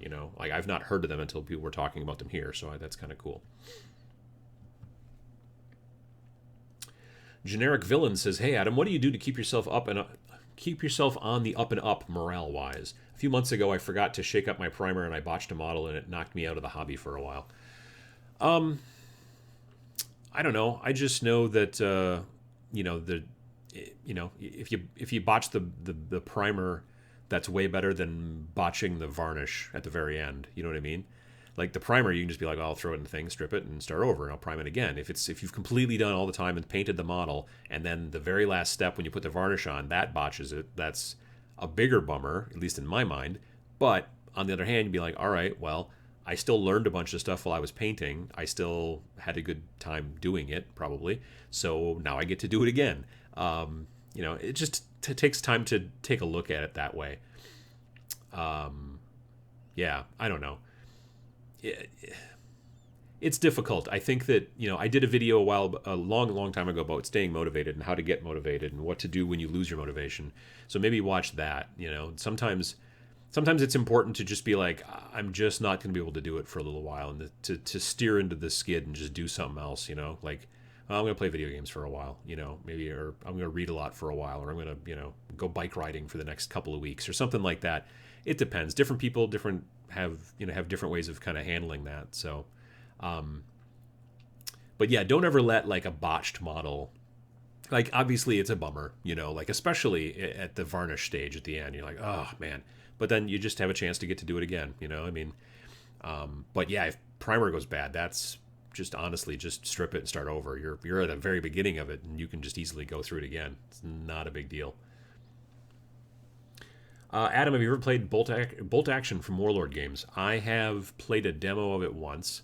I own a bunch of Conflict 47, which is sort of bolt action, but also kind of not. I mean, the rule system is mostly the same, but it's not as historical. It's alternate history. And I'm looking forward to hopefully playing more of it eventually down the road. But yeah, I've got a friend who's getting very interested in bolt action locally. But there's not a lot of people that play it around here, so that's always kind of an issue. At least not that I know of. So that's always a problem too. Gaddis Gaming says, do you think Fantasy Flight games will make clone troopers for Star Wars Legion? That's a good question. That's the thing with, so like, okay. And I don't know if they do it the same way anymore, but back when I was playing Flames of War, there were 3 different eras to Flames of War. You either played early war, mid-war, or late war. Most of the people that I knew and played with locally played late war, just because the weapons were kind of cooler and more powerful. Early war was like a lot of just like kind of pea shooter type stuff. You get into late war and you get into cool stuff like M26 Pershings and things like that, and that's a lot of fun. But the problem is if you were like really into Flames of War, but you were really into early war for whatever reason, and then you came across a guy who was also into Flames of War, and you're like, oh, that's awesome. What do you play? Well, mostly late war. It's not going to work super well. You know what I mean? Like, you can kind of not really play a game together. There are people, from what I understand, who are like, okay, cool. You're going to get a lot more early war points to build your army than I am my late war points because, and there's a whole thing. But it can help to, well, help is a strong word. It can cause a fracture to some degree in the player base. And that was sort of weird when back in the day I played the Star Wars miniatures game, which was put out by Wizards of the Coast. It was these pre-painted random box miniatures. You bought, it was like HeroClix, but slightly, better paint jobs, mostly. And we used to play like at the comic shop and stuff like that. That was before we had a game shop here in town. And so we would play like on Tuesday nights or Thursday nights, or I forget. And, you bought these packs and opened them up and stuff. And like when it first started, it was all, episodes 4 through 6. It was all, New Hope, Return of the Jedi, Empire Strikes Back. And then, they have to keep that train running, just like they do with X-Wing, The earliest X-Wing ships, the first several waves, everyone knew what those ships were. And then you get into wave 12 and you're like, I've never even seen that. You guys made that up. That's not even a thing, Now, luckily, they have new movies, so they can put out stuff like U-Wings and, things like that from the newer movies. But, yeah, I don't know. It's weird because, like, you could... When we were playing the old Star Wars miniatures game, you had times when it was, like, a bunch of Gungans versus a bunch of, like, regular stormtroopers. Not clone troopers, but stormtroopers. Or you could be like, all right, I'm going to take my battle droids against your Mandalorians. And you just... So when you have a series like that makes this long kind of, this long era within its own fluff, within its own lore, it's sort of weird to have someone from, like, the Old Republic fighting against someone from the extended universe. You know what I mean? Yeah, it's just, I don't know. So... Are they going to do that with Legion? If I know Fantasy Flight, yeah, they are. They're going to probably eventually put out all kinds of models because they're going to put out as much stuff as they can because they want to make as much money as they can, which they're a business. That's their job. That being said, I don't know. I'm not sure. I do wonder, like, X-Wing did super, super great for them. Rune Wars was them really stepping into the miniatures hobby because it was unpainted, and that did not set the world on fire. Like, people, I don't know anybody that plays it. They keep making it, sort of, but I bet that's on its last legs. Star Wars is a big license, and I think that they're going to crank it out, obviously, and they're going to put tons and tons of money and time into it. I have a suspicion, I don't know this, I'm guessing, if you got a swag bag, like the regular swag bag at AdeptiCon coming up in 2018, I bet it comes with a starter of Star Wars Legion, because last year it came with the starter box for Rune Wars. So I'm not, like I said, I have no knowledge about this, but I'm guessing.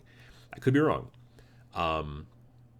I don't know. I'm just not super bullish, honestly, on Star Wars Legion. I watched it and played at Gen Con, and I don't know. I just don't like it. I don't like the ruler that you got to use. I don't like the custom dice, really, particularly. I don't know. We'll see. I'm not sure how it's going to go, but I have a suspicion that very quickly they're going to be cranking out a ton of stuff, and then they're going to be done with, like episodes 4 through 6 era, Darth Vader, Luke Skywalker, that era. And then they're going to be like, well, now we're going to do the new movies. Oh, now we're going to do Clone Wars. Oh, now we're going to do, and so, and then my question will be, well, is it going to be okay to have clone troopers fighting against, First Order? I don't know. That's a good question. So that kind of went a little bit long. I apologize. But yeah, I don't know. We'll see how it goes. I don't see myself, and I like Star Wars. I do. I've been a fan for a long time. I went and saw the original, A New Hope in the theaters with my mom when I was, I don't know, it was 1977 or 78 or whatever. We were originally going to go see Benji, the movie, the dog Benji. And we were going to Benji, and we ran into some people in the parking lot that my mom knew, some kind of neighbors from around the block, and we were talking to them, and they were coming out of Star Wars, and they said, oh, Adam might really like that. And so my mom looked at me, and she was like, so do you want to go see Star Wars instead of Benji? And I was like, well, okay, sure.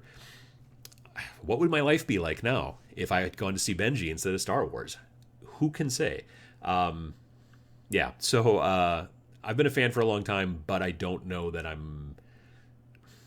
don't know. I'm just not sure if I'm I don't know. There's just something that, to me, that Star Wars Legion just does not quite, and I don't know if it's because it's Fantasy Flight games or what, like, obviously they did them great with X-Wing, and X-Wing sold really well for them, but it's a pre-paint, so you can get a lot of people into the game that are not necessarily interested in the hobby, and that's fine. I don't have a problem with pre-paints. But to say, well, look what they did with X-Wing, they'll do the same with this. If the little stormtroopers and Darth Vader were also pre-paints, I'd say, yeah, I bet they will. I bet they'll sell like crazy. But when people open up that box and see that all that gray plastic, they're going to be like, oh, And, not everybody. Some people will be like, awesome, I get to paint these guys. But there will be a bunch of people, if they don't realize that they're not pre-paints. And when they originally announced Rune Wars, I talked to several people who were like, oh, that looks really cool, and they're pre-paints. And I said, no, read it, go back and read it. They're not pre-paints. They never showed pictures of the Rune Wars models unpainted in any of the marketing stuff that I ever saw. And I think that was maybe, I don't want to say it was trickery, but I think that it was maybe an idea that they had where they're like, if we showed them in gray plastic, less people will buy it. So I don't know. We'll see how it goes. I don't mean to get down on Fantasy Flight, but I don't know. That's where that's at. Houston Piercy says, all of the Adepticon VIG are gone. Yeah, they were gone the first hour, I bet. Like I said, the Friday night, it started, registration started at 8 p.m. Central, and by, I think, 9, they were all gone, if not sooner. They were gone pretty quickly. Like, I talked to a bunch of people who were there, there's only 200 of them. The VIGs, there's only 200 VIGs. And the other premium ones, which are the ones that come with a swag bag, there's only 1,200 of those. So those all sold out really super fast. I'm friends with, on Facebook, with two of the guys, who are the main guys that run Adepticon, Matthias and Hank. And Matthias said on Facebook, like I think yesterday, maybe it was Friday night, but I think it was yesterday, he said that in the first 3 hours of registration this year, they sold more badges than they sold during all of 2015. From the time they opened registration until the event ended, 2015, they sold those same amount of badges in the first 3 hours. So Yeah, it's definitely growing, AdeptiCon, and because that's 2 years ago, well, 3 years ago or whatever. But yeah, it'll be really interesting to see kind of how that works out. So yeah, VIGs went really quickly, and then I think that when I was doing my live show yesterday at noon Central, which was Saturday noon Central, there were still some of the 1,200 premiums left, but not a lot, like less than 20, I think. Someone went during the show actually went and signed up and said, "Oh yeah, there weren't many left." So.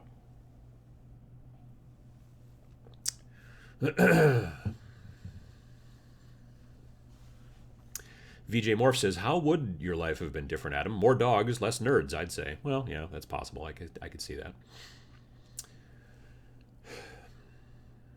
Douglas Hooker says, "Found that some Facebook groups are difficult with people asking rules and codex queries, saying they should check before asking. Other pages love to help time and again. Do you hate the same old queries?" I mean, I don't mind getting questions, repeatedly, because my assumption is that if you're asking, you probably weren't at the last time that I answered it, and so you might still have the thing. It depends on the situation. I can't really have a frequently asked questions that you could look through for this because it's a live stream. You know what I mean?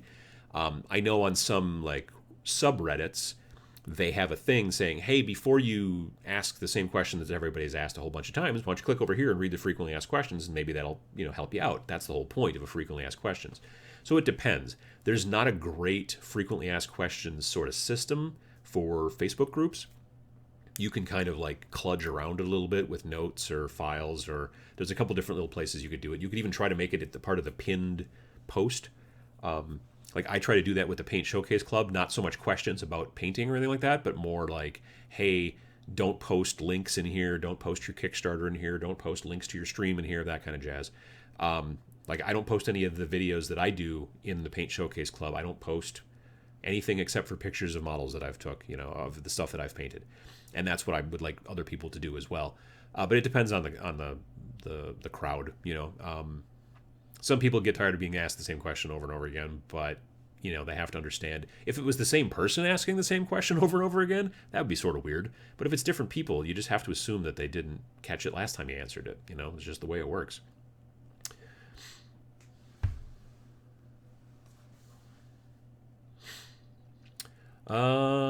Joshua Daniel Flores asks, "Uncle Adam, any opinions on Sarastro's painting? It boggles my mind that a YouTube painter managed to get sponsored by FFG and Games Workshop."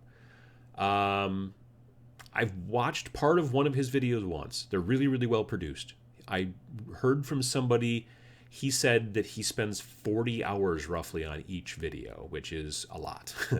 So I'm assuming it must be his day job. I'd hope. So that's cool, but I don't really know a ton about his videos particularly. And it's cool that, like if they're, I don't know what sponsored means in that situation. Like, does that mean they're paying him? Does that mean they're giving him free product? I mean, whatever, but that's cool. I mean, I know that his stuff, I've talked to some people that I know who first got into painting because they were watching his stuff, because he does a smart thing. He focuses a lot on gateway games. He focuses on Imperial Assault, at least initially. He was focusing on Imperial Assault, Zombicide, a lot of those games, Rune Wars, again, which can be kind of seen a little bit maybe as not exactly a gateway game, but it's, some of the people who were interested in the stuff that Fantasy Flight was putting out might be then, oh, I'll get Rune Wars, and then they open it and they see all this great plastic, and then they go check out Sarastro. So that's pretty cool.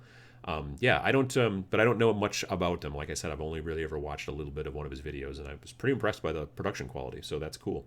I mean, YouTube is great because if you want to spend the time and you want to make the effort, you can do a lot of different things. I mean, the fact that I'm here in my dining room talking to people from all over the world is very strange. 15, 20 years ago, the only people who could have sat down in front of a camera and talked to people all over the world were only the biggest like news agencies or the biggest TV networks.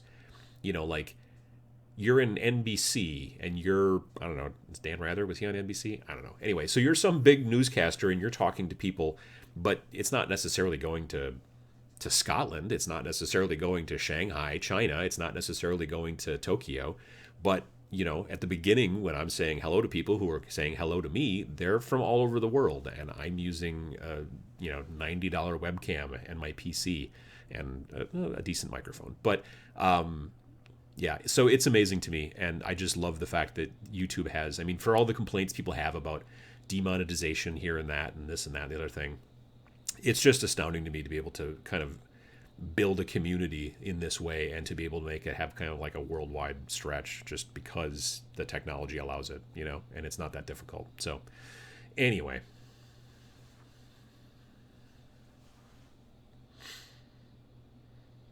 What else have we got here? Torch says, I buy cheaper brushes, the $2 to $3 kind of thing, and I do use the soap to help, but that way I don't feel too bad when I replace them. Yeah, honestly, and I don't know if it's changed recently, but for a long time, Sam was basically using these brushes he gets on Amazon, and you get a set of, I don't know, 8, maybe 10, and they're like $15, not per brush, but per set. And he's like, yeah, because he's a commissioned painter, so he's like, I just beat the heck out of him and work him real hard, and then I just get more, And if I was painting as much as I was painting and doing it as much as I was doing, he's like, and I was spending $25, $30 per brush or something to get like really fancy brushes. He's like, I don't know, it's kind of tough. So he's yeah, that's kind of what he's been. I understand that. Like, there are a lot of people, and I did that video back during AdeptiCon where I asked all those painters all the same questions. Some of them were like, get whatever brushes you want. They're super cool. You get cheap brushes, that's fine, especially if you're a newer painter. And then there were other painters that were saying, when you start out, you want to get really good brushes because it'll really help you out. And so it's different strokes for different folks. As I've said, in most situations, it depends. That's kind of the way it works.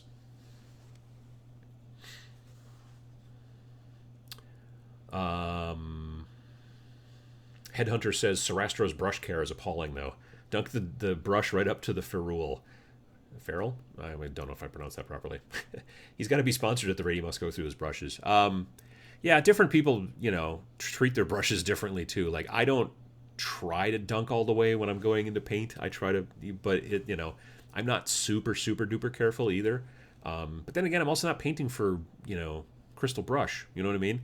I'm painting for stuff that I'm going to put on the tabletop. So a lot of times you hear people say that if you're painting with metallics, you should really have 2 cups of water, because one for cleaning your brush off when you got metallics and the other one for cleaning off your brush when you're painting with some other color, because otherwise the metallics, little tiny flakes of the metallics might get into your other colors that are not supposed to be metallic.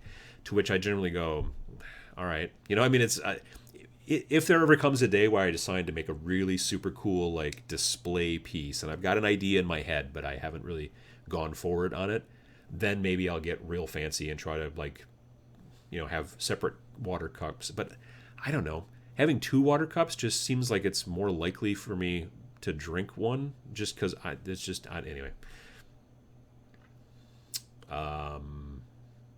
Aaron Adams says, Uncle Adam, can you stop being so handsome? I'm not sure that I can. I mean, I could move over here, I guess. I don't know if that helps. I need to shave. I don't. I appreciate it, I guess. That's nice. What else have we got? Andreas says, personally, don't get cheaper brushes, GW, Army Painter, etc. Wash in regular dishwash soap after each session and wipe. Oh, wait, no, personally, just get cheaper brushes. So Andreas is saying, just take care of your brushes and you can buy cheaper brushes and use them longer, which is true. Torch says, yep, brush licking is a thing. If you've watched Sam's videos, he's a brush licker from way back. Yeah. So, did my research already on where Solinsky hair comes from for those brushes. No licking brushes for me. Yeah, no, I can understand that. Paul Leonard says, hey, Adam, hello from Belfast, Northern Ireland. Well, it says Northern Ireland, but I'm assuming that's what Northern Ireland. Hello. One of these days, I want to get over there. I know that the guys from Mini Wargaming are over in the UK right now, predominantly over in Nottingham, and they've been hanging out at GW, which is cool. They've been posting pictures on Facebook and stuff, so that's cool. They were doing some video stuff, and I think they were on the Warhammer TV Twitch channel a little bit, so that's cool. I was just hanging out with Dave at Valhalla, and we had a good time. It was Dave, and it was Quirk and Josh. I think those were just the only 3 that they had this year. Last year they didn't have Josh; they had Rob, who kind of does a lot of their editing and stuff. But this year it was Josh, who I had seen him at Adepticon, but I had not like sat and talked to him, and we got to sit and talk to each other for quite a while at Valhalla, which was cool. Josh is good. All those guys are good guys. Well, all the ones that I've met. Maybe Luca is horrible. It doesn't seem like it though, but I've not met him, so.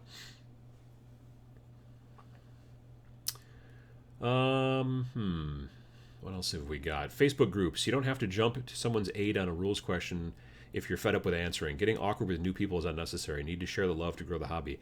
I totally agree. I think that a lot can come from not responding on the internet in general. And I'm not just talking about the hobby. A lot can come out of just thinking it and not commenting. You know what I mean? Like, you could sit down and start a fight back and forth with somebody and be like, or whatever. But if you just read a comment from someone, you can just think to yourself, well, that guy's a jerk, and that person's wrong, and then just go on with the rest of your day rather than starting a fight. You know what I mean? It just you win more comment threads by just not answering and just not responding. Sometimes you win comment threads by not even reading them, but it depends on what you're into. I can't, like, if someone asks a question that is in the FAQ that is on the front page of the site and they just didn't bother to answer it, at worst you should just be like, that's answered in the FAQ. Just let them know that there's a FAQ. Maybe they missed it. It's really interesting, and this is going to go off the rails a little bit, but it's really interesting working in the job that I do, where I work with user experience and user interface. I've done plenty of user testing where you get users, you come in and you show them a website that you're working on, or maybe a mock-up for a website, and then you ask them to do things. You go, okay, so if you're interested in, let's say it's a website for fishing. Like, if you wanted to buy some lures, where would you click on this website to go look for lures? And there might be a thing right up at the top, in the menu that says lures, and then they look everywhere else but there, and they're like, and you can't go to them. No, it's up at the top, because then you're ruining the results of the test.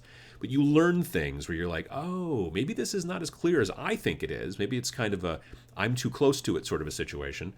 And you get that same thing. Like, you may put up a frequently asked questions thing on your forum that says, here's all the questions that you are probably going to ask. If you don't find your question answered in here, then feel free to ask it in the forums. And people might just not see that. People have a tendency in this day and age to gloss over stuff. Like, they see like a little bit of text and they're like, yeah, they're trying to sell me something. When you're actually trying to tell them something that's actually important, and you have to sort of make it stand out a little bit more. So, I don't know. That's my little user experience rant for the day. I don't think I've had one quite yet to this week, so I guess we got that going for us. Anyway, yeah, definitely. Ashley says, wow, you're still going. I'm back. Yes. Generally, the Every Other Sunday show goes from 9 a.m. my time until 11 a.m. my time, which is about another 15 minutes or so. So welcome back, Ashley. Let's see here. VJ Morph says, Adam's mini wargaming special appearance was pretty good at the deathmatch video from Valhalla. For those of you that haven't seen it, on the mini wargaming site, they had a deathmatch. Well, they called it Mortal Kombat, and it was on, I forget what day it was while we were there, but basically everybody who wanted to be involved brought a single HQ unit. Well, actually, it didn't have to be an HQ unit. They had to be a character. A Warhammer 40k character, had the character keyword, and there were certain specs, parameters, like they couldn't have too many wounds, they couldn't have like 2-up armor and jazz and stuff like that. But you had to fit within those realms, and then you would have a battle quickly with an opponent in this little arena, and they were filming it going on. I'm more than halfway through, I think, if you go and watch that video. But it was kind of cool. It was a neat kind of a rule set sort of thing that they came up with just to make this video. And you saw lots of people who were there at Valhalla that got into these battles and stuff. And it was a neat little kind of a rule set thing that they did. So that was fun. They did another one a couple days later that was kind of, it wasn't a single model. It was like a single, I think you got 100 points that you could spend. Within the games, you could have like a little 100-point unit, and there were certain parameters and restrictions and things, and then those battles would go against each other. I think that was called Battle Royale or something. I don't remember if the Battle Royale one was in the vault, which is the behind the paywall for mini wargaming. I know the Mortal Kombat one was not. I originally thought it was going to be because that's what they'd said during the actual, event. But then someone mentioned that it wasn't, and then I went and watched it. So yeah, if you're interested, it's kind of fun. Those, like I said, those are good guys. They do good stuff. Chris DeMint says, I love the live stream. Well, I appreciate it. Thank you. Wizualni, I can't pronounce that. Wizualni. Maybe I'm doing it right. I have no idea. First time online. Smiley face. Well, thank you very much. Mini Painting Studio says, F patterns and heat mapping, baby. Yeah, well, that's response to my little user testing rant. Yeah, done a lot of that stuff. Done a lot of, and we're going to be doing a little bit more of that with the app that we're working on right now that I talked about a little bit earlier. But yeah, it's the thing that you do when you're trying to be serious about, web design or any of that kind of stuff, and try to design something that actually works versus something that you think looks cool. That's kind of the difference. Sometimes it's important to make it look, better. Or sometimes it's more important to make it work better than to make it look better. Best of both worlds is you can make it do both.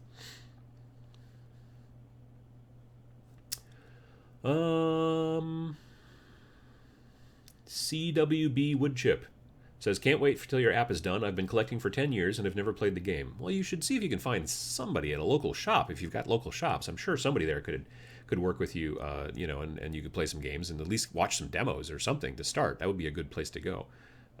Definitely. Sam Hinchy says, Adam, dude, you are really chill and laid back. It's nice to listen to you talk. I just did a yoga routine while listening, and it was nice. I don't know that everyone's ever told me that they've done yoga while listening to the show, but that's cool. Glad to hear it. I hope you've got your stuff all aligned or whatever. That's cool. The Miniatures Paintbrush asks, have you ever ruined a paint job due to sneezing when painting a small bit? I have, just now, in fact. I can usually tell when a sneeze is coming on.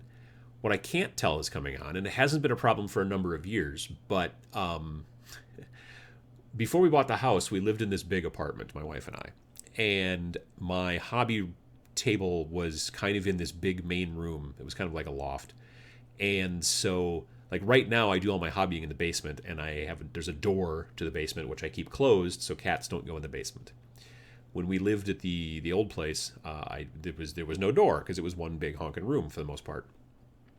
So there would be times when I would be, bent over working on something, trying to paint or whatever, and I'm getting very close, and then our big cat, Diesel, who's half Maine Coon and weighs about 17, 18 pounds, would leap up onto the back of my office chair, which is like on a swivelly sort of thing. So I'm bent over and working, and then out of nowhere, because he's a cat and he can sneak around, he would leap up onto the back of the chair, and it would move me back and forth.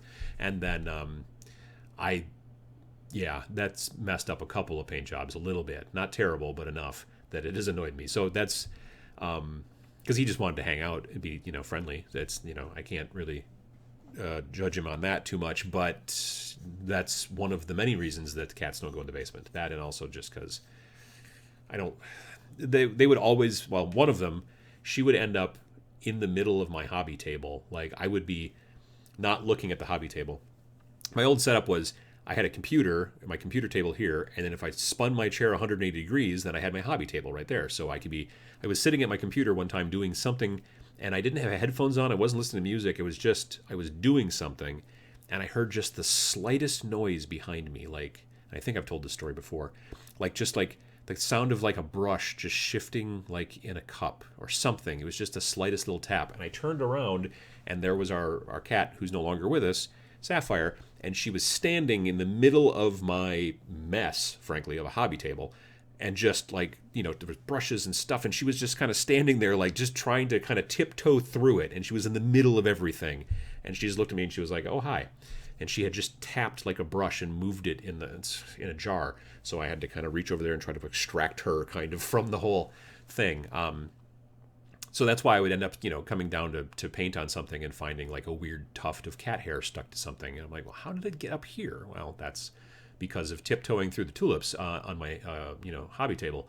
So that's another reason why cats don't go in the basement. Plus, I think they would get lost. The basement's big, and there's lots of weird spaces. And although, then I probably wouldn't have mice, which I do seem to have some mice. Anyway, I've gone off on the rails a bit again.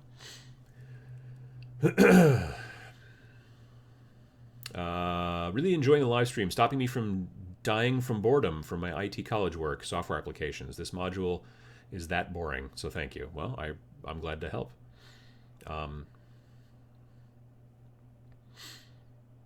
Definitely. JP got rockets. Oh, hey, we talked at AdeptiCon, or sorry, Gen Con. Hey, drinking Tim Hortons coffee and eating bagels. Nice. That's not a bad way to start a Sunday, I'll tell you that right now. VJ Morph says, if you feel a sneeze coming on, push your tongue onto the top of your mouth. That will either stop it or hold it off long enough to finish what you're doing. That's interesting. I've always heard that if you get brain freeze, like from drinking, I don't know, let's say too many margaritas too quickly, or ice cream, whatever, then if you press your tongue against the roof of your mouth, that will help to alleviate it quicker, because it's something about the nerve cluster in the roof of your mouth that's getting too cold, and that's what causes that kind of ice cream headache, brain freeze thing. So I'd not heard that about the sneezing though. That's interesting.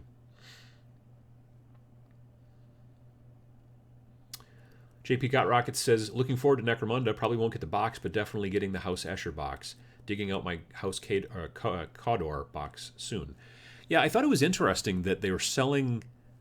I mean, I guess it makes sense, but it was interesting to me that they're selling the boxes of the gangs separately. Because, like, if you just bought, let's say, the boxes for Escher and for Goliath, you still don't have the rules. Now, you could use them in the old game. I guess maybe they're thinking that. And they're also thinking about, like several people said yesterday in the Patreon stream, that they thought that the gangers would be really great henchmen for like an inquisitorial detachment or something like that for like 40K or just whatever. Or even if you're into the RPGs that are based off of like 40K and Inquisition and stuff like that. I think it's Dark Heresy is the one that's mostly Inquisitor based. Having some of those models could be really cool too. So it makes sense to some degree that they're doing it, but I was kind of surprised that they were doing it right away. I kind of figured it would be like a down the road thing, but I suppose there are some people that just want the models and don't want to buy the whole box, and so they were kind of like, all right, cool. Old GW probably wouldn't have done that. They would have expected, well, not expected, but they would have expected you would have bought the entire regular box, and then that's just how you roll. New GW is like, well, if you don't want the game but you still want the models, we can put them in a box. That's not that big of a deal, because otherwise you're just going to probably have to buy them off of eBay, which the old GW was also not real happy about people buying stuff on eBay. New GW is doesn't have as much of a problem with that, so that's not so bad. I mean, really, I was astounded when the new GW decided that that retailers could sell online again. I just figured that ship had sailed and we were never going to see it. But they were like, yeah, if you want to sell stuff online, knock yourself out. They made that limit that said you can only discount it up to 15% to be able to still hold on to your contract, is what they call it. So like the thing that's interesting about Games Workshop in comparison to a lot of other companies, if you're a game shop, you buy most of your product from a distributor who gets it from the manufacturers. Games Workshop does that too, but they also have a contract that stores can get directly with Games Workshop, so they can cut out the distributor and you can buy direct from Games Workshop. You have certain things you have to follow, like you have to keep a certain amount of stock online and this and that, or stock on hand and stuff like that. And you used to not be able to sell any of that stock online. Now, back earlier part of this year, they released that kind of control and said, yeah, you can sell your stuff online if you want to, but maximum discount is 15%.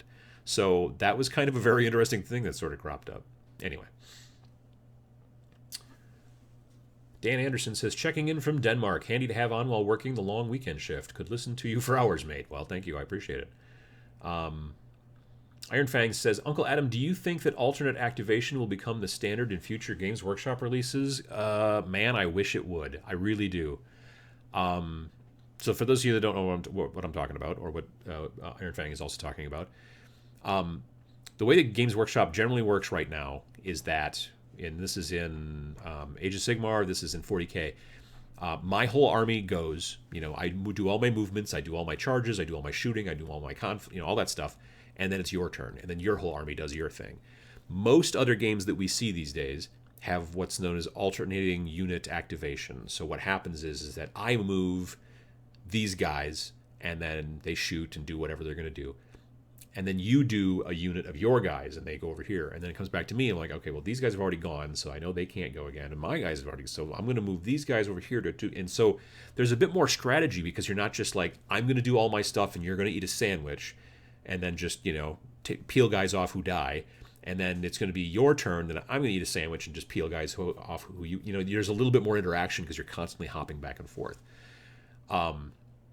That's not the way, like I said, it's done with Age of Sigmar and with 40K. It's basically, I do all my stuff, and then you do all your stuff. Shadespire, however, I move a unit, you move a unit. And by units, we're talking about single figures. I move a guy, you move a guy. I move the lady with the shield, you move the guy holding a human head. And you go back and forth that way. Necromunda, the new Necromunda Underhive, is also alternating units. So I move a Goliath, you move an Escher, I move a Goliath, you move an Escher. So it's not like the old one where I did all my stuff and then you did all your stuff. Shadow War is the same way. I do my entire force and then you do yours. This one is different. So the question is it going to go that way in the future? Do you think that Games Workshop will do that with, say, 40K? Let's say 9th edition or whatever. Or maybe even possibly like a chapter approved. It could be an alternate rule. I think it would be great. I really like the concept of doing it that way. I love the concept that Bolt Action does, and also Conflict 47, where, let's say I have 6 units in my army and you have 7. So I take 6 dice that are all the same color, and I put them in this bag, and you take 7 dice that are all your color, whatever, put them in the bag. We shake them all up. Someone reaches into the bag, pulls out a die. Okay, it's my color. So I get to pick a unit and move them and do their activations. Then reach into the bag again. Oh, one of mine again. And so I get to do it again. So it's a little bit more random. You have to be able to kind of strategize on the fly. But the trick is if I get a bunch of them in the beginning part, just from luck, from pulling them out of the bag, I know in the back of my mind that you're going to get to do a whole bunch in a row at the end, because they're still in the bag. You know what I mean? And then as you lose units, you stop putting as many dice into the bag. You have 1 die per unit. I think it's just a super smart way to go, and I do wish that they would have done it with 8th, because right now, my biggest problem with 8th, I really do enjoy playing 8th edition, but my biggest problem with 8th is that first turn is still super crazy important. I don't know. So I would love to see it. I would love to see them kind of jump into that area. Time will tell. But there are people that are thinking about it. We talked about it a little bit yesterday in the Patreon chat. Maybe this is kind of them testing. I was talking to a local game owner, a friend of mine, and was talking about this. And he's like, yeah, that could be them just testing to see what they think about it and see what it looks like. And they can do it in Shadespire, and they can do it in Necromunda. I mean, Shadespire was a completely new property, so, it's no biggie to do it that way. But with Necromunda, this is very different than old Necromunda as far as the activation thing is concerned. So that's cool. Mike Eisenberg says, not surprised that the gangs are available separately, the gangs for Necromunda, considering that the Blood Bowl human and orc teams also got separate boxes. Those did come out much later than the box set, though. Yeah, I can see that, too. And that's the thing, too, because Douglas Hooker says right afterwards, does Necromunda scale up in a way that 2 boxes of each gang could be used easily in one big game? I don't know. I'm not sure that you would want to play with more than 10 figures. I mean, like, the way that and I haven't looked through the rules for that specific rule. In Shadow War, you have a max number to your army, and most armies are max 10. Not Chaos Cultists, sorry. Genestealer Cultists can go up to 15, Orcs can go up to 20, but Grey Knights can only go up to 5, but most of them go up to 10. So I'll have to go through and look, because if there's no way to get more than 10 Goliaths in your gang anyway, then I don't know what you'd want with a second box. Unless you just wanted to customize them. Because these models being so tightly packed and everything, you can barely see me through there. If I move it like this, it's easier to see me. But if I keep it still, you can't. These would be hard to magnetize. So if you want a model to have a different gun and you've already built it one way and you can't build it the other way, that's maybe one reason why you might buy another box. I mean, they're inexpensive. I think they're $40 for the 10 figures, which is not terrible with, at least in Games Workshop terms. So yeah.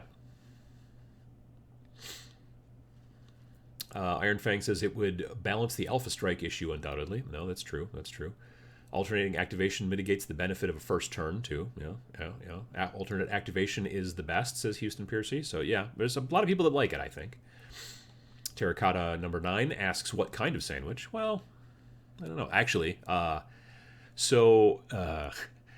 during Gen Con, I went to there's this chain of sandwich shops in America, which are not everywhere. They're not like Subway or whatever. They're harder to find. And it's called Potbelly Sandwiches. There's one not too far away from the convention center in Indianapolis. And during Gen Con, I ate there 3 times, including the Gen Con Tabletop Minions meetup. JP Got Rockets was there, and I just love their sandwiches, and they're really good.